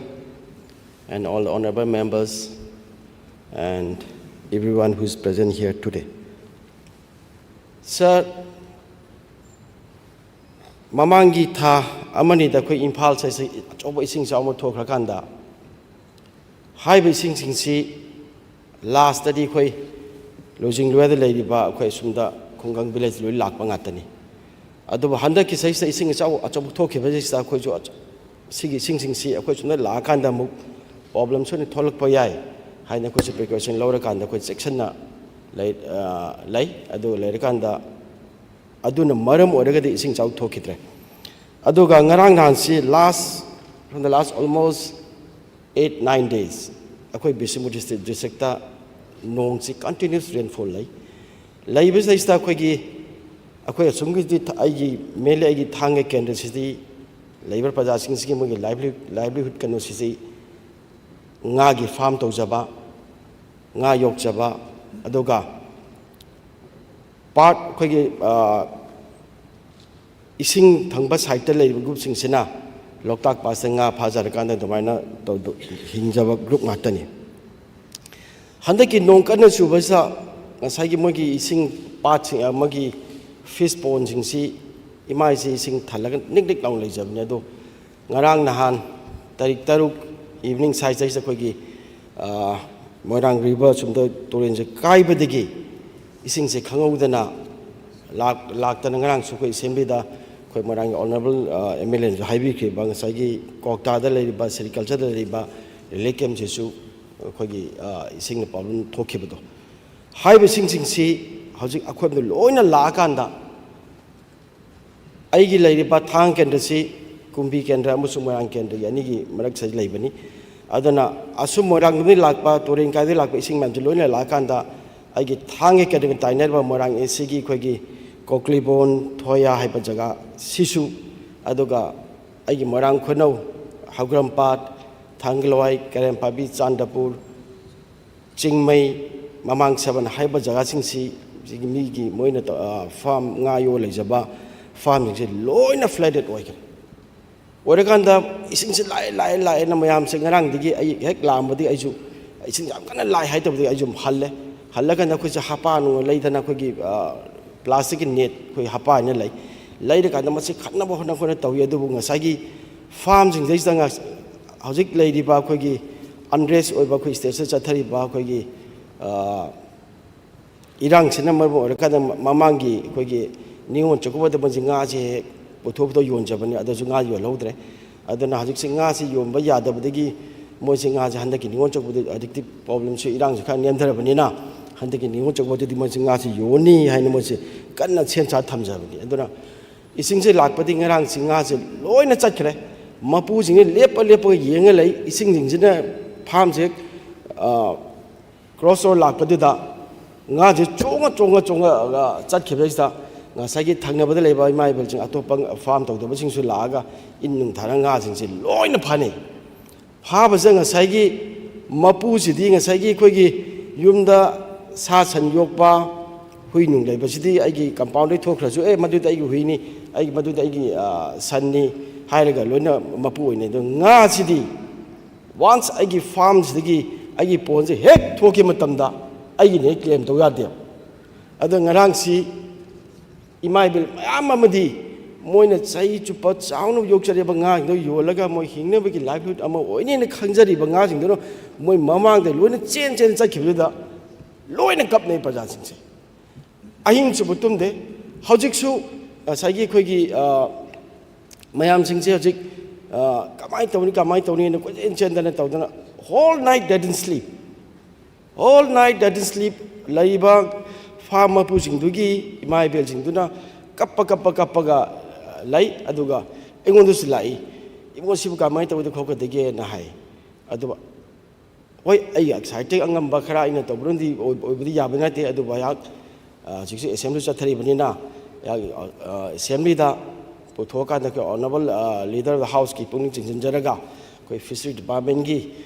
ministry ki pungning chinjaraga kaino toboya ba khara tawna bade yak haijage hairaga numai thamjare mi aduga ngasagi ising chawju soli basi moirang degina kumbi bok chapigi lambel stretch sida oi thangba side left thangba side sina koigi farm dong yam loi tawi aduga right thangba side sina koigi yam loin ubani aduna hana low urga leiba almost 300-400 hectares maju ising loina thoma leigre aduna sagi koigi mang tak leiba singsi koigi Honorable Leader of the House, Agriculture Minister, Zamachung, Fishery Minister, Singa, Kaino, Laya Prajinski, among Takosing, Compensate of Yaba, Adumbakari scheme labage, I don't think send you have a Tamzage Aduga. Atopa, another point, Namana. July, August, Tarik Amasista, Nung Chubadiki, Tang, Kendazista. Thang labor chingsi almost 70 feet mu pakna 1.5 feet mu crack chale crack chatpadigi akhogi sana kun da khoi leiba maibul sangi mayam su musu pau tama mal musu la yengi check tawi moina hai thang si oil kati leba jagani thang adu oida ngang ba de thang adu oida pa da ba chan sajang ngang ba ko yam yaba jaga nate aduna hai ba jaga si ikhang khangudana crack lakpasi leba kyuna phabdi oiroi haidana mokhoi maiba maibi myam tanana kana ngarang si mokhoi ko yeling tha ba haidana tawi aduga khayom lakna tawdana lai pujang ja myam lot tawra matungda mokhoi singarang irapuja torma chakre aduga saisda yum more than 35 yuma musu landslide tawtana damage myam musu thoe mokhoi su loin ugre ado high bising si koina koi honorable minister works ki koi tamo govinda asta matam da koi contact to ge na hona jai matam da ma se hakchang noi ta na le ki bidi ma ti contact to phangda kan da koi chief engineer wori sai koi concern bisnupur gi e wori sai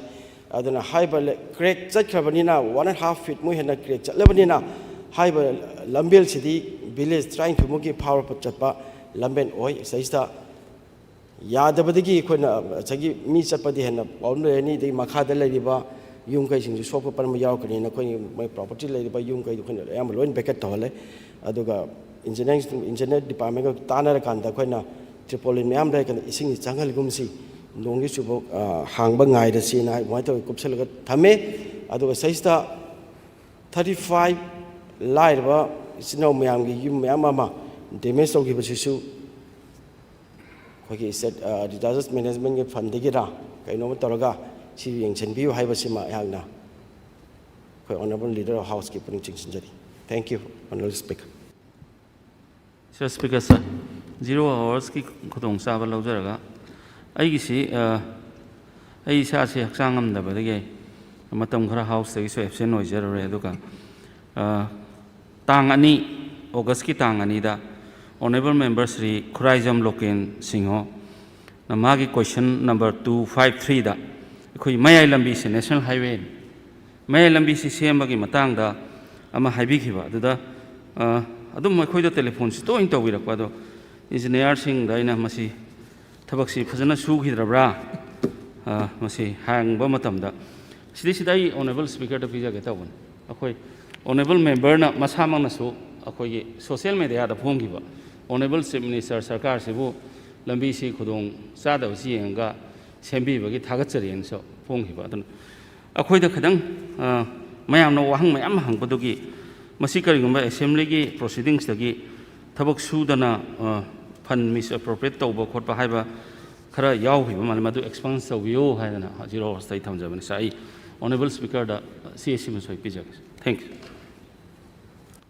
Agenda number 2, paper to be laid on the table. Honorable Chief Minister, Leader of the House, na paper laid to be. Number 4. Two.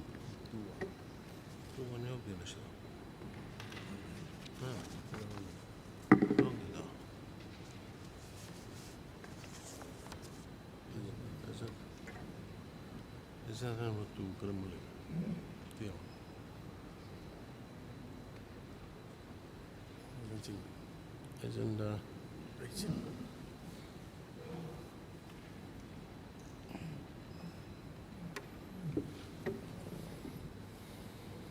Honorable Speaker, sir, I beg to lay the annual report of Waqf Board Manipur 22-23. 212. I beg to lay the annual report of Waqf Board Manipur 23-24. Agenda number 3, calling attention. Honorable Member Shri T.H. Lokeshwar Singhana calling attention rest of begin.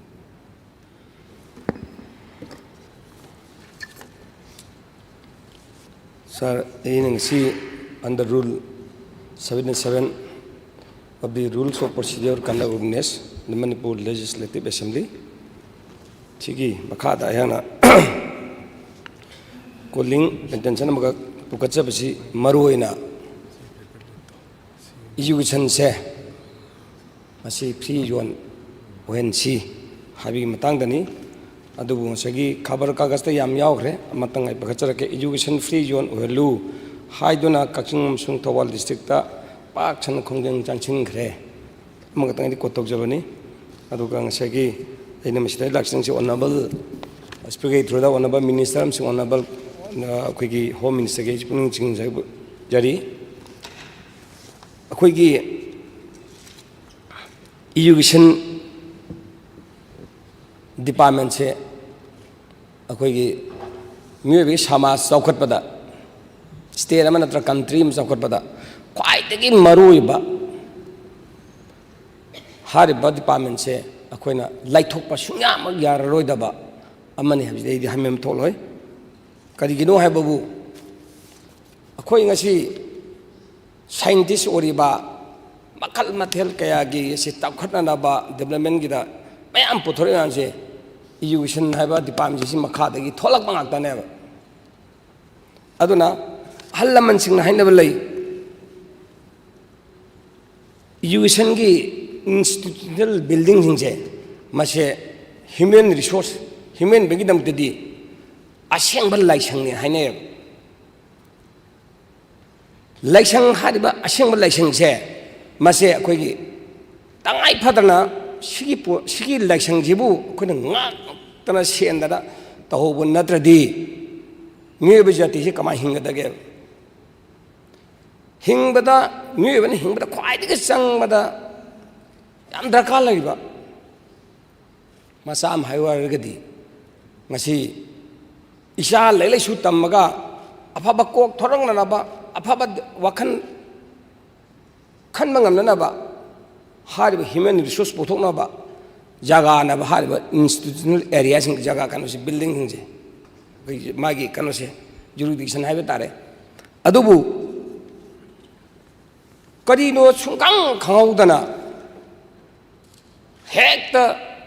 nungam de nungtaw se khabar si da ba asai akhoi free zone biu chhatra mayam tholani oja mayam tholani khoi lerek tamhan biu akhoi free zone him biu haidana sangstan khoi gi chhatra gi union gi sangstan tang su kya hagre school gi union na jo haire chhatra ji no haire oja ji jo haire aduna sigi hariba laisangum laba myu gi amatangara machine hek shokiba matamda akoi human being se mi amagi wakhal do pokpa ngam oidene adu itardi kayam yamne important oige haibabu sida government of Manipur state the private honorable chief minister home private bisna taimak tawdrasu sigis hariba institutional gi area sida education section sida ene makhan mathal kaya gi demand laktana khotana tawbe khudimang se asi jibo khona control to bungam dradi where is our law and order haidi kainobu amata natre private school do egara government school do egara se example koi shoma high secondary ju haure koi gi imai bal mam thok ngak ta senam taw khale kana no jade kari no jade the kari dei thola in haise aidi honorable speaker to the honorable leader house na su concern minister ju soidana mayam da masi amung taw dana masana tawburi ken su khale aduga haraba ngasai gi education section je masidi akhoi am changaga ne any person changaga asiga tadi aigi through aga house asidagi asai honorable speaker through da aina praja section punamakta su any person punamakta I request tawjari se ai khutno ai hajari se masi kakdang di free zone han biu masi olta bakanda akhoi je nongna trongi sa soin olakani sa olakpa matamda kai dorokani miobegi hingbi arthalera roeba aduna akhoi tungi mirona akhoi bu akhoi ni poi bisa da akhoi sahi yorokpa matam sahi humdam fu yorokpa matam da di matam de leramba onama members in matam de lera saga sing dana ngasi akhoi education se free zone hundarba maramutuna akhoi lerek tama phangak tabadagi akhoi je sa olaini ko habe je soidana hainarakani aduna masi haidana na bai damak through aga sausida ai me am appeal tau jerisini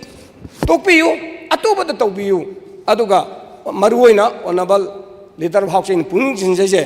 kari ground dagi ngasai gi hariba education sida nungam te nung tabakta ngasai gi eni makhal mathen kaya gi demand tor pase thingbang am dabano masi thingbibang lamaroidra yargadi thingbiu eni upaya ma sinabir haraga hajagara nonjagara nantra law enforcement sinabigara khopigara or natraga whole school do ini kano thajalaga kare haitare na security thajalanga angi habra maram di masi khanna school do yawna hona ma matam de som de telephone ga mayam tok salamni na angang dal larik phajana taka do tension na maram ora kana a for apple have do a for boy hagala have maram di because of tension aduga harba fatana takaro tanjado somna de telephone hajal amina mayum da lagda phara pulong phudek bidra dagi mong tawigatra khanbada ngasai gi angang je lekto phajana takpang tabdegi last ta satra jing du haidor eba oja sing duna adigi magi private taragana kanoi magi proprietor sing haidor eba khara mateng pangbiu satra sing akhoi sinoi bul larik takpang ngamaktre tension lebna henjelak le aduna haibadagi tasengbadi ai mase sungso yodan orangan khalaba satra mam tholaise otherwise ojam da demand tawdu kamaina ojan haidoktradi satra kamai khangaduna ba khangbang ngamlama dabdagi sungso suna tawbibo orangane aduga siju ngasai ojajing ngare phone haige haidok piro natra ngamgoda ngamaga tumin tawbiro ngamur haibala prajapon ma thokdok piro ba satra injan bai thabaki tokpiro ngamne habala kana chup chap ta tawna karo ngamo hebele kana government authority wakat piroba aduga mayam de tholak ngasa gi karyani puba thangoi daba satra mayang tension lawar angang ma cha aduna khoi lerek tamba phangan biu akhoi lerek tamningi akhoi mi oiningi sigi tanjaj da mo sagi hadaki leribal law and order sin maram orgam conflict maram orgam like am tamba phangdibi tanjam thoe 365 days mnungda satra hai minimum 250 tadana khoi lerek taman biu haibase mase honorable leader of house puning jing jaise masi tangam mana hona biu honorable minister kansana su madam di shona si crisis dai lai taragadi kamaina masai satring lerek tamakani kamaina phawami warakani kamaina doctor engineer IAS IPS scientist kamaina rajniti tawar asim kamai urakani aduna masi punamakse aina hajari gise masi yamna laibak thiba thodokni aduna honorable kanogi speaker through the honorable leader house home pai bri puning singjari se upai thidok piu gaurang ngana bi ana ngana biu or yadra kana kai dog de hai do honorable leader of house madu thidok pi de hena phagane kali ya sallakre maram di kai no hebu bune hawik se ayamba every oja pun mak se aina khanmadadi tawrom du malen khali ado kari dabi tawre ino kari wa padi tawrin ha bachu ngasagi moju awat pan mai da tawrom bo or masi ai laiba ngak pai dam adu ngak pai dam de da tawre adu tawre ha batu tawrom basu ai ado itari sarkar na thidok piraga makhoi de taina ta na thabuk tu bi sarkar na pai ka piwai nai na thamjari bani aduga harba school sida ngasagi kari hajab tare whole student union su hona be abis honari tai khabar da kagasta moina hek thena mga mi sakile tana appeal tore saka da ngak piu khopiu haidana adubu kuisha lagle taurai je aduna masida aina satra angang jing du da pi ba angang du da sigi tension je lagi ba tarbadi wa apa wa kan kamain tholakani adu sumaje makoi da pili ba angang jing du da subu tension je lahingi ba tarbadi apa wa kan beng ambi ke basti wala ani adu mana pagada wa tawgada lairik tu dadi pung sangsala aroi adu di wakhan ma sakra kan dadi mind tungan ma driver tawra ne ba asi pun se tawdana na ba aina honorable speaker thuru honorable minister gi home minister gi pung singjari bani aduga hawjik se khoi manipur se education sakhon nam ne haidana honorable chief minister na school phaglan si mission makha da torok pasida kayam harawi apa basu mayam jawi adigi tawraga ming ngaraga thabasu mayam yawi aduga waja singda ngasagi enni aina through agar sausa sida aina hygienic government dasu hygienic ba adigi any kind of person to hygienic se waja aduna satha du lairik phajana takraba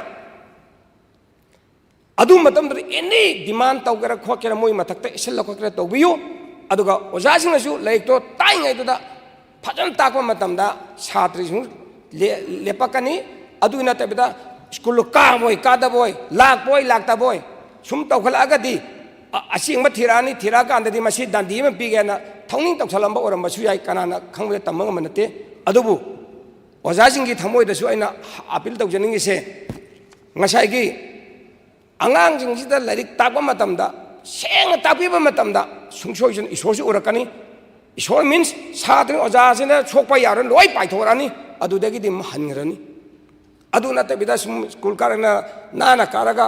tak boy tak ta boy tok boy tok do uragadi adai dai bi masa masu mayam yorba mayam ji soina mari adu uda ge mayam su thengranguni khoi di oja lai pham dok lai thoi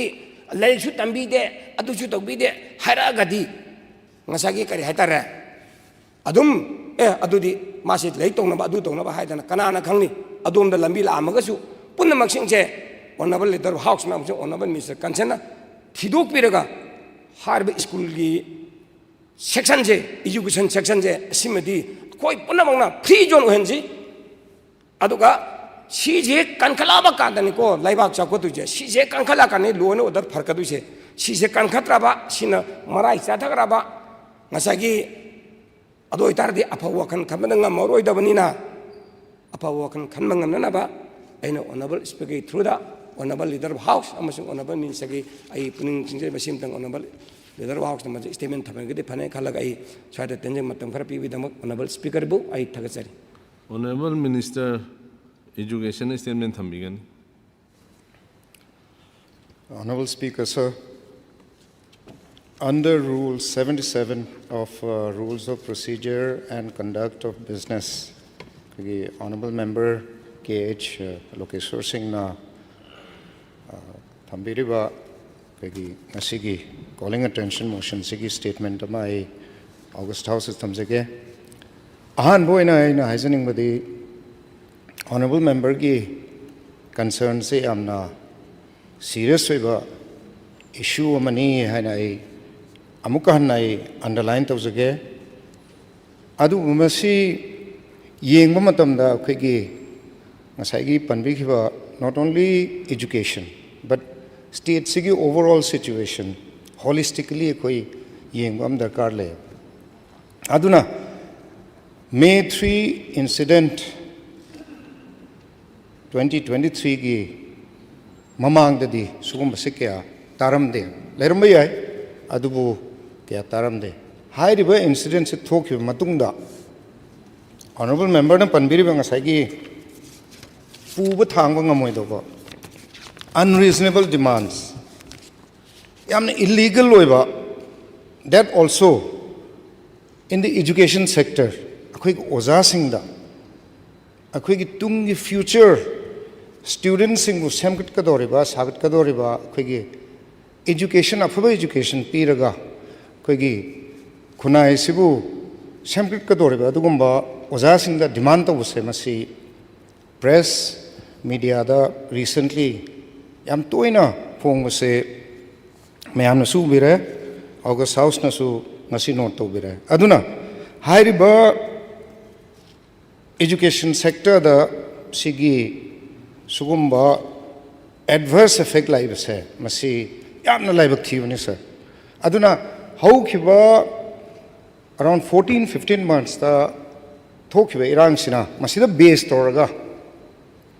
criminal elements I gimus anti-social elements karana thoglaga paisa tanbam not only in education but in other sectors the we to the have se mayamna ngasai su mayam pan bikhre aduna education sector da aduki matik masina effect tor pasna maram moiraga hojik chhatra sing classroom da leigdauda lairik tam gadauda road sa thora oja sing yauna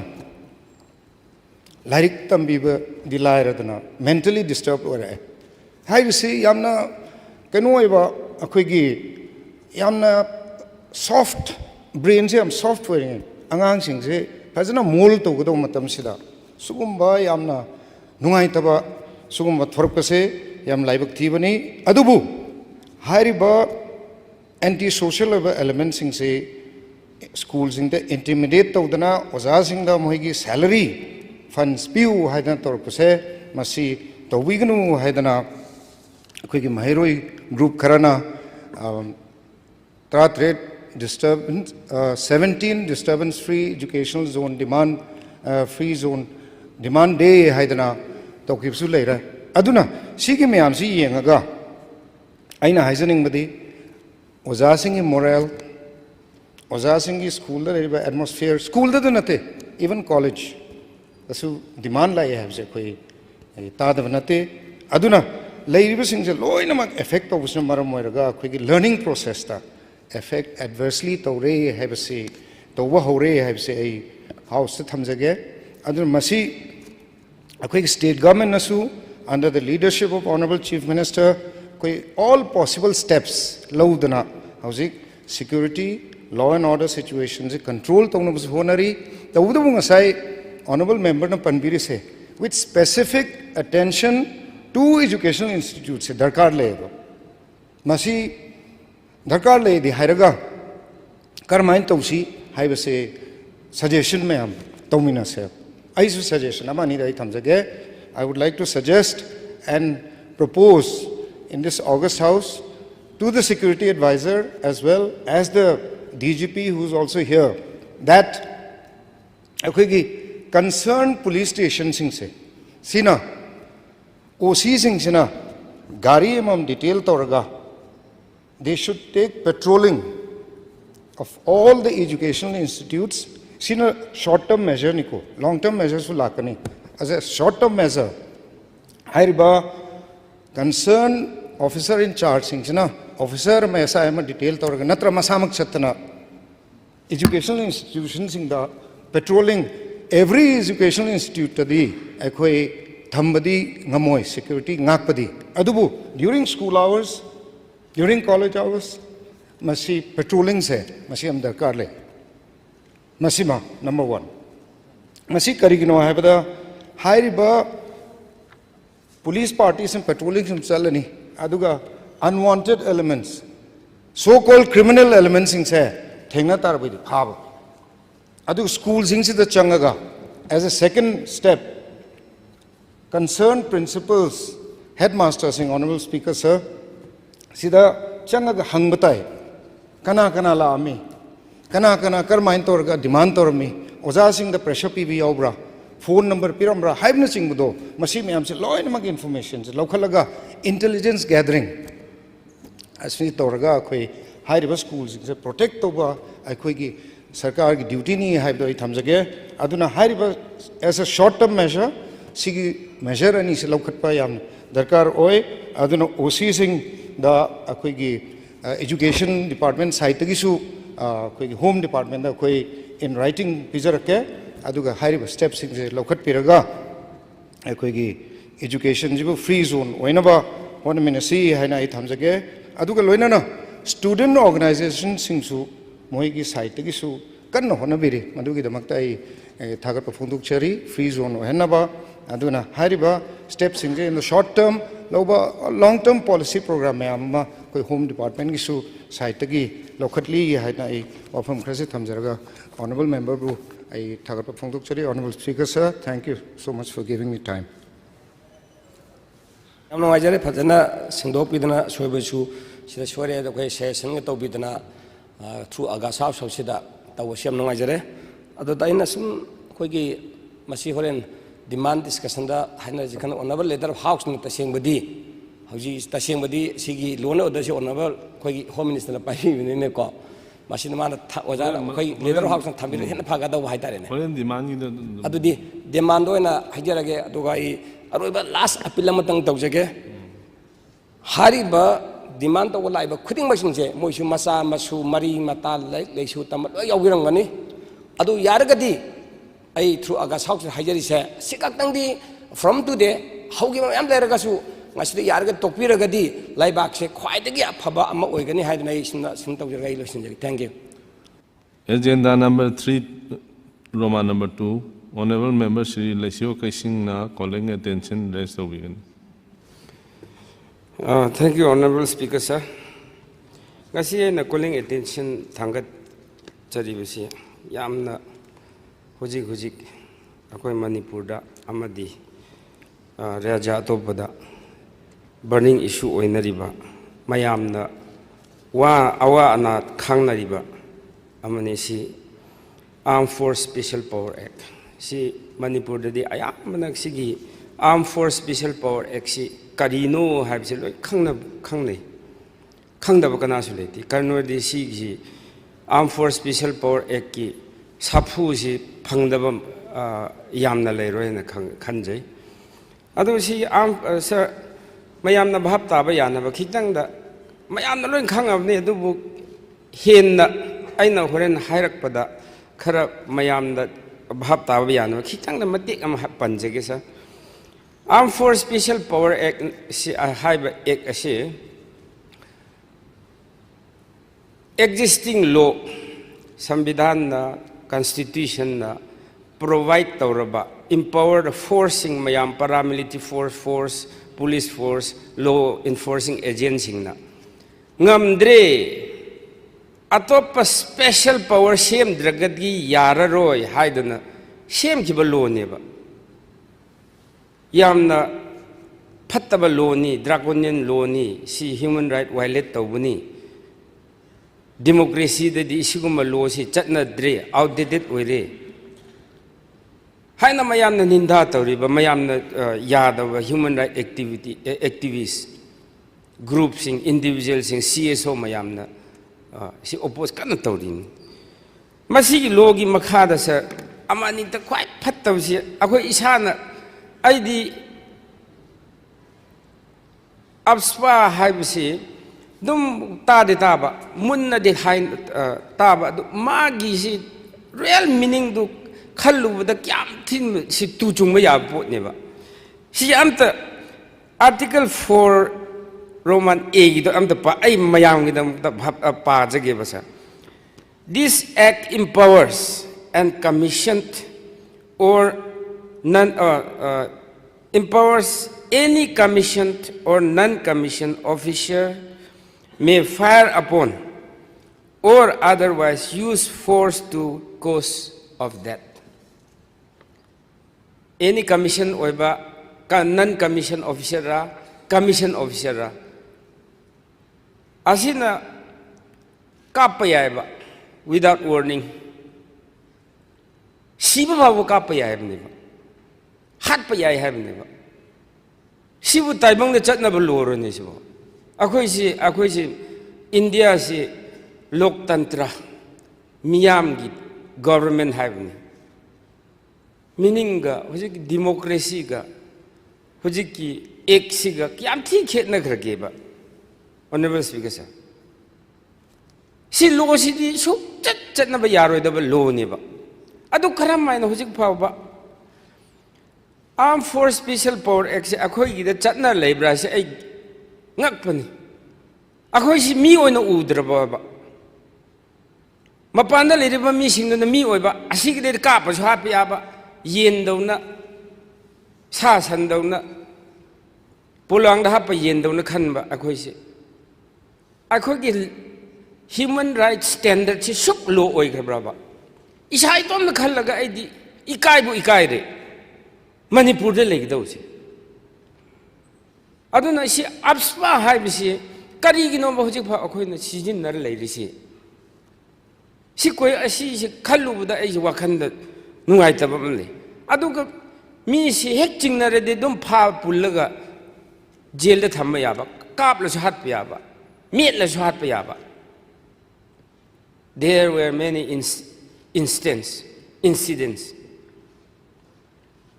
mamang da custodial death le re kap hat le to re yum da tumba yum da le re se akoi boundary wall sara gate sara thong bhaw pa laga du chabi bhaw lo laga manung da kundli bhaw hap ga tumnarim adu usi ek di sibai sing di anywhere nangi arot pa karigra loina thi hum ba ya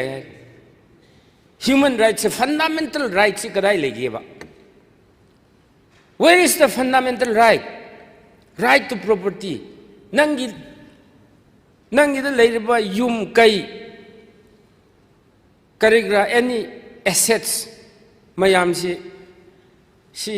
kanona sin na ba yagni anti social element na sin na ba chances le ade dum thugai ba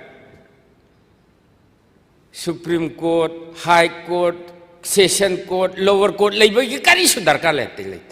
All fail system, democratic norms, the sijin nari ba infrastructure or kari law enforcing agency, na moy da lon pithok kram. Nang poche lon thugai ba yai, nang won da su kap hat ba yai, nang yum se pang thi hum ba pang tau ba yai. Akhoi si North Korea da lebdi na tina suma lo si bu chatna ba yari bro ba adu sir aina angang oiringe da Manipuri classical folklores aina taki aigi ipuna hekta waris liba tapta haibagi wari tapta wari si khang da ba le ram moi nong ma kai amaga mi ama si huran ba sangonda san huran ba chang ba mama si angang si kan na kapade mama si na o kai la e kapatok ti o du daku du la e kapatok tok ti kari no har tok ti mama si na hai pham khang da ba gi si angang si kapatok han da di yadre no taptala han hairu angang kapatok ene kai du su adu tancha char huran mi du na kai si tap phar ga taw du kai du tapta oiram male na si ki na angam kak pade ma ki na jang du huran ma du kai tong chakre nonga lak pada huran man pa du su kai ni khang de ma phan jong ga ka no taw hojik ai khoi ga apspa se it has nothing to do with the democratic government. Democracy chat palam dadi. Hujikti taibang mi se loina chawkhat na rabni. Mental development, maturity, human right ki kind of consciousness mayam se loin lei khabni. की हल्लगा फूरा चैरगा problem solve तौगदो नते dialogue peaceful means असी पुथोकदम हुजी की तपता की वारी चप मानरब अखोई की आसपा है की हन्नबद गायरे अखोई ने ऑनरेबल सर हिस्ट्री द यंगी से आइना कारणों से 1958 ता आसपा से सेमने अदु मतमदा असम हाइबा कानो स्टेट मनुंगदा NNC Naga National Council हाइना लेरब अदु मोइगी कानोदो अदु सक्सेशन गी अदुगी मरमदगी मोइ आसपासी सेमकपन later on it atopa राज्य अतोपद दुम मथंग मथंग लाकपन अदु आसपा 1958 सेमबदगी तुंगदा आसपा it has become a mother of breeding insurgencies in whole Northeast. Adu sembadagi even Nagaland da phawa mayam musliming tawre fiction mayam 20 kun tara mga kun hen yam re Manipur da kyam thoe Manipur da insurgency thokpa mayam se AFSPA gi tungda loin thokpani akhoi gi Kuki insurgency AFSPA ki tung thoe Valley insurgency AFSPA ki tung thokpani Then should we consider this AFSPA as a breeding gi catalyst oiba insurgency puthokna bagi catalyst oiba natra mama oiba kaufam thoeba Dragonian law taibang mi sibu phuraga pullaga phara kihallaga tawgadoma juk natre It is modern world. Everybody is mayam sim conscious oirapni rights ai kanano ai kari phampam thoke ai karamain hingane decide to yam gaktani akhoi kuidri akhoi gi ichan iche Sharmila 16 years fasting to she left abruptly The longest hunger strike in the world, created history. Aduga 1974 ki March ta aigi kendra gi manungda kumram haina hanadi ngaprum haina kauram madu the rose ningsen BSF sing moi karno sing force mayamna gang rape tawgi Ikai khang ngam da bagi lesabi chahi taramapan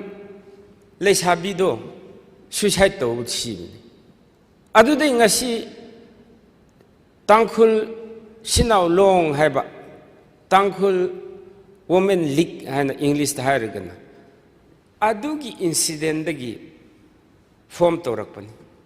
meira pai bi haitare tangkhul meira pai bi haitare 50 year celebration tawdori Still, that AFSPA is enforced. How can we tolerate 50 years of traumatization, fear psychosis? Adu khakta natte sa. Si AFSPA gi disturbed area laibana, even akhoi gi Indian gi paramilitary forcing, army singsu, asida lakpada Puja tau lakni mayumda. Sida di tu irang laibasun na sibu hen na siripon ni Chhattisgarh ta sub Manipur da sibu bisari ka sibu ni hele JNK sibu ni hele atop pada law and order thugai pada hele Manipur bu kan compare tau redi. Adu bu mapande ki lakata bisingdo posting Manipur da tare hardi. Tararak puja Hanuman temple da akarno puja tauraga Christian singa church da fasting tor prathana tor mama mapana prathana tor tharak pani moi phawbo kiye ba silak se aduga honorable sir adu ori akhoi Manipur si resources leijadaba lamni finance isagi state on tax revenue collection yam piki akhoi development gi mai khong thang da chat na kan hot nei akhoi resource thikan thiri sida di disturbed area declare tawra thamba karamba mang laknaraga ngauraga somda investor lakadro. It is impossible. Investor, private investor, government gi phawba sida thamning oiba. Development lero kanaro in khan giniba. We are scaring those investors. Aduga investment tawdri mamang da sida tambi takpi da hai singraba human resources mayam se. Arom desho lakning dre, mapanlom desho lakning dre. Akhoi ki rom sina amok loy na chathokre. We don't feel safe. Security lete, wakhan na bhaw lete. Masigi disturbed area gi tek sina. Akhoi ki Manipur sana laibak jewels of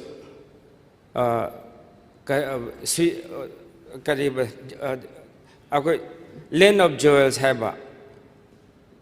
Switzerland in the east haba. Mayam pi thame. Maming dadi. Adubu disturbed area. How people in the other world akhoi karamain ubraba. Delhi gumba atopa state ta chatlu ganda noi Manipur karama tawrigi loin hangnab. We feel outward. Akhoi se rebellious oiba. Akhoi se shanti pamdaba. Chawkhatba pamdaba. Khatna chainaba phunaba. Hatna tupnaba gi picture da ueba. Monster oina ueba. Sing picture se lauthokpa matam oire. Any dispute problem mayam se through dialogue. Peaceful means that. Tawgani in India government na sujik ayamba akhoi se talks peace talk loina launar chatharale. Side by side some reciprocate peace talk to chang radi side by side disturbed area act to luthok pisi. Aduga armed force special power action lift to kadam. Somdana chay pair ka law warisana se abdu kanani yanige. No may namaga tawudu force ni. We have to convince. Aduna, Honorable Speaker sir. Akhoi ki lamdam ase. Akhoi lamdam ase thai na di kanon peaceful labor matamda angang singsi kapadi kano hojing asai mythology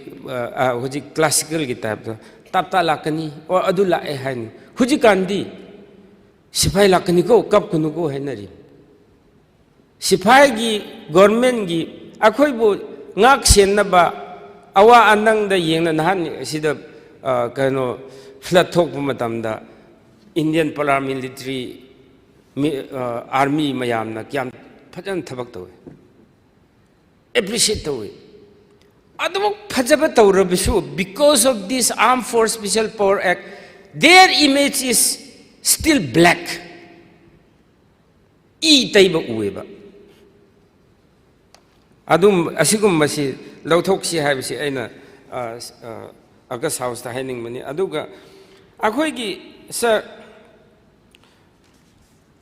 Manipur si chawkhat and charity. We have to show the world that Manipur is peaceful, safe, secure, hospitality lay. Akhoi si sound oiba state ni have utpa darkar oiba. Aduna akhoi gi UN gi United Nations gi kano March 2012 ta report pi bida haiba manda sigumba ABSPA haibugumba se Armed Force Special Power Act haibugumba act sidi loktantra chatpa leibak dadi there is magi role kani sulaite hai United Nations gi aduga United Nations Commissioner on Human Rights sida March 2009 da amuk hairi sina kanoirga outdated matam hana colonial gi matam da sina bayaram mani colonial era da di mi si chawkhat tamina adu matam da sina ramani asi international human right gi standard of Indian international human right ki adu da yaudre sidi hojiki makha standard da chakre thaina gini haibni adu Christoph Hens haiba asina UN ge special reporter na haribse mana haibse completely violates international law taibang da chatnariba law mayam si loina violate tawkhre haibni aduga India ki manung da commission sem khraba singi sigi report na kare telap na lobuni honorable sir horen matam changda na ba a symbol of hate aduga operation and instrument of high-handedness. See, symbol of hate. India government say ako bu kiyam yeng thibra ha bi sina ulle hamni ba. Magi nagrik, magi citizen sing dubo lam dubu nungsiraga mi sing du nungside habne ba. Lam du di pamba, mi du di nungsida ba. Adu democracy haba loktantra ki definition government of the people for the people and by the people adu di sigi log sigi kadai da mafam lege hamni se instrument of high handedness hen ka hen jan ba adu ga second administrative reform commission gi haib sina it contributes to alienation in the northeast adi mainstream da gi tanthokpa ai karamai na India ni have a belongingness legadro hey nang budi hat pa yagni nang budi thin ma yagni nang di mi kan second class third class fourth class citizen gumani haina khalli ba mi sing du bo India da chango lao sida pulap laimin na dam ni nung sina si habi si kari theory no ba si ngang manama tawna ama asigi si aduna yaragadi si munna khanbiraga kano tawsi sa aduga political Manipur political stability le law and order dum hengatli development ki part chatle mi mayam se human right ta dialogue ta interest lai nagre adu erab tardi why should we keep such inhuman law adu loisan madasa loisalak padasa si akoi si we claim that India is the biggest democracy in the world. Taibang da quite the chauba democratic country say how can we effort to keep such law chinda nama manung da taubuna ama asi taudana ba aduga aspa se sigumba law se subsi sijin naroi da si totally repeal to thokadam aduga sa disturbed area have se hoja ojik ai honorable speaker August house ki through the aina concern ministry amadi honorable chief minister da aina haijaning mudi akoi Manipur da hoi mafam khara da di hojik khara law and order si khara phajaba fully hengataba lerangani akoi tampakta law and order si improve tawre haidana police station 38 henna dum lift law tawthokre adu ukrul gumba Sanapati Chandel hojik Tamenglong mayam sida recent past 10 years gumba si sigumba conflict si udre thoktre adu idardi in line with akoi gi hujik tampakta lauthokraba asumaina akoi ching da su disturbed area se lift to thokpiro aduga akoi gi aswa se Shidei लौथोकपीनबा ऐसे अगस्त house ता ऐसे earnestly request तौजबनी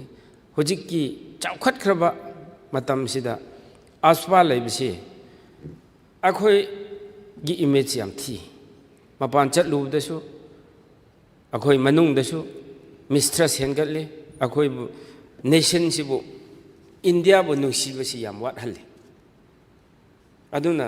main stream the चांगहन से आसपा से थुना लौथोकपा repeal तौबा हाइबसी मरु ओइबनी यारगदी खर थुना अखोई आसपा से अखोई चिंगदसु एक्सटेंड लौथोकपसी चिंगदसु लौथोकपिनबा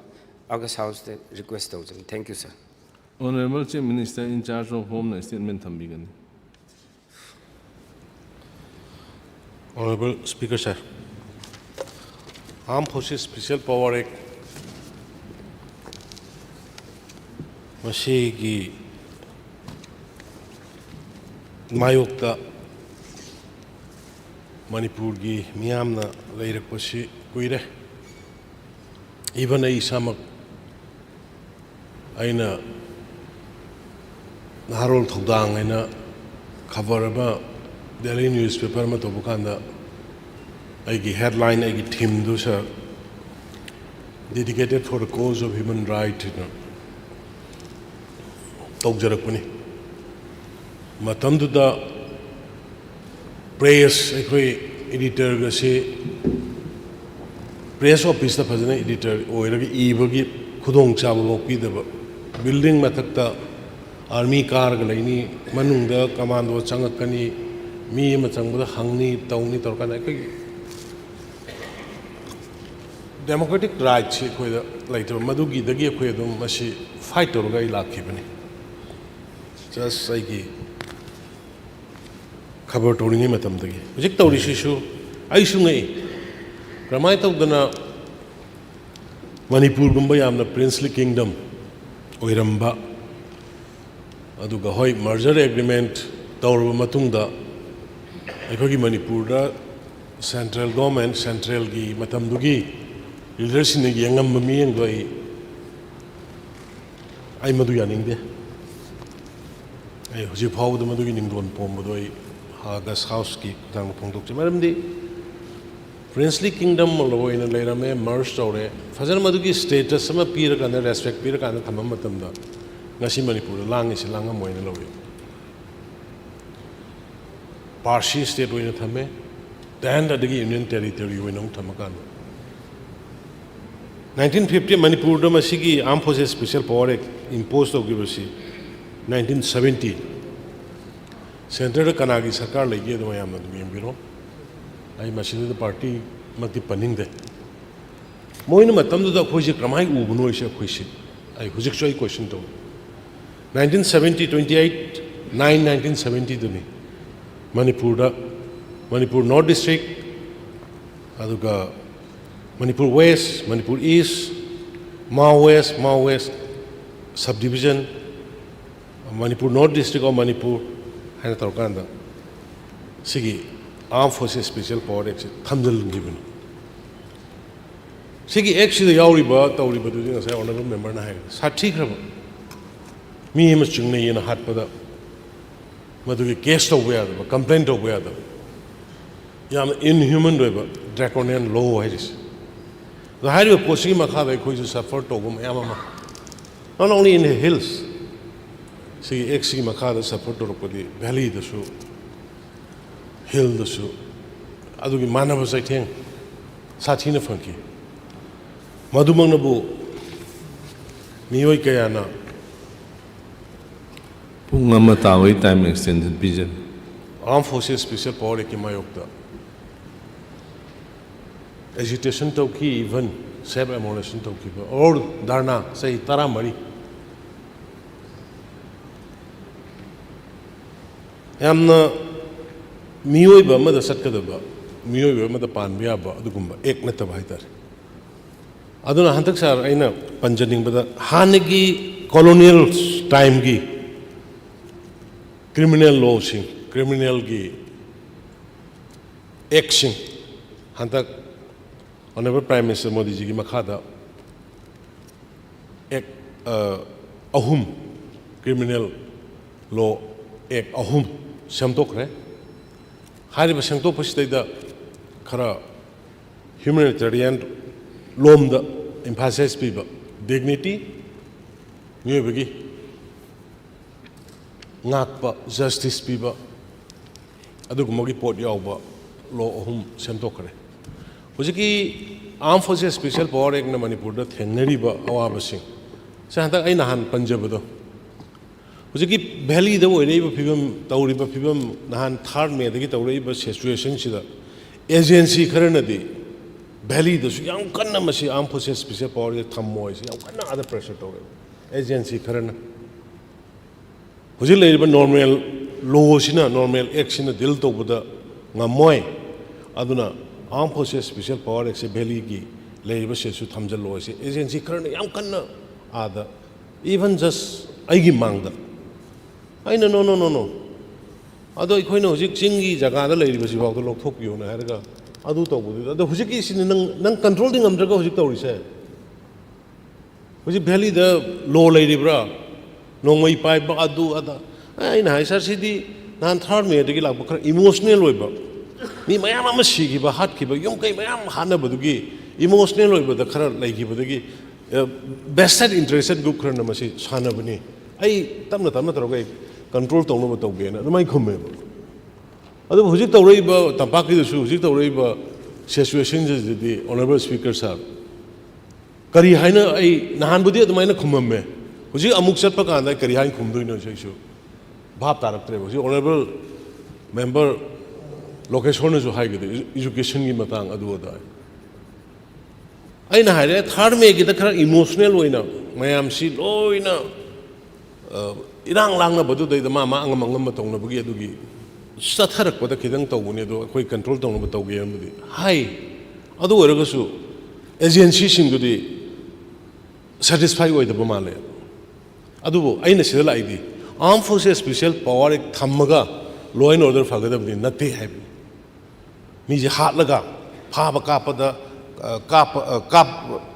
kapaga pharaga hat laga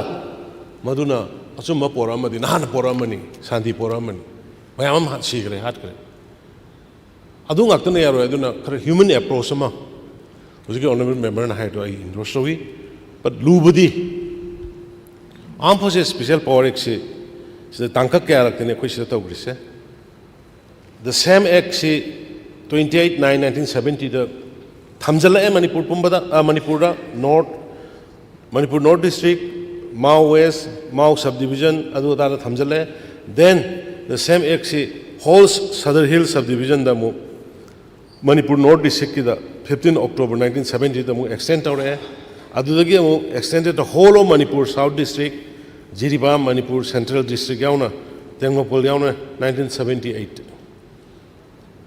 Ab thoidona khoi gi North lei ba or Manipur lei human value si khanda budona ai khoi dus madu ai su feel the way haidare sa aduna dumai tor kan dai khoi si aspa gi mayok ho gi bareli mayam mama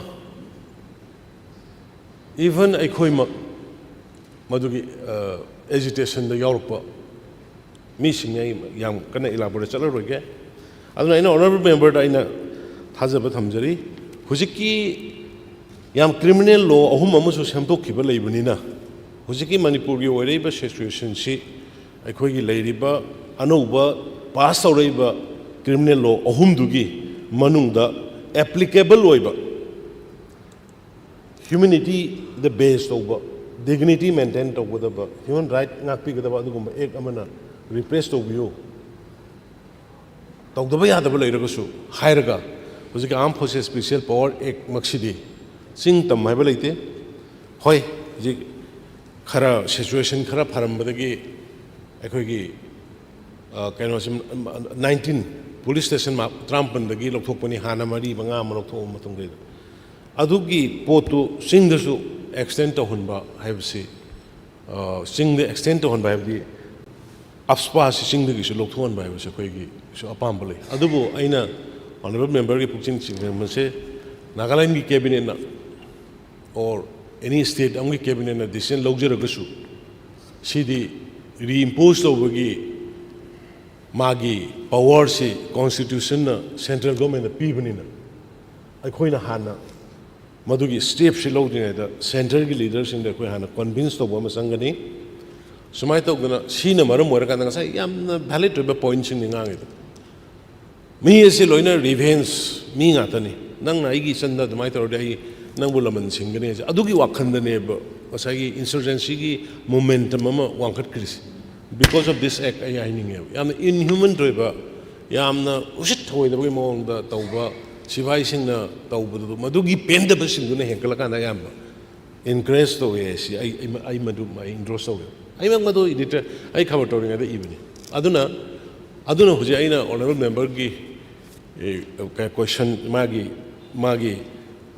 nungai triba magi wakhal da leiba feeling si ki pura totally ai loction jarga honorable speaker gi through aina hajening basi huji gi handak da su criminal law ahum ama khara justice people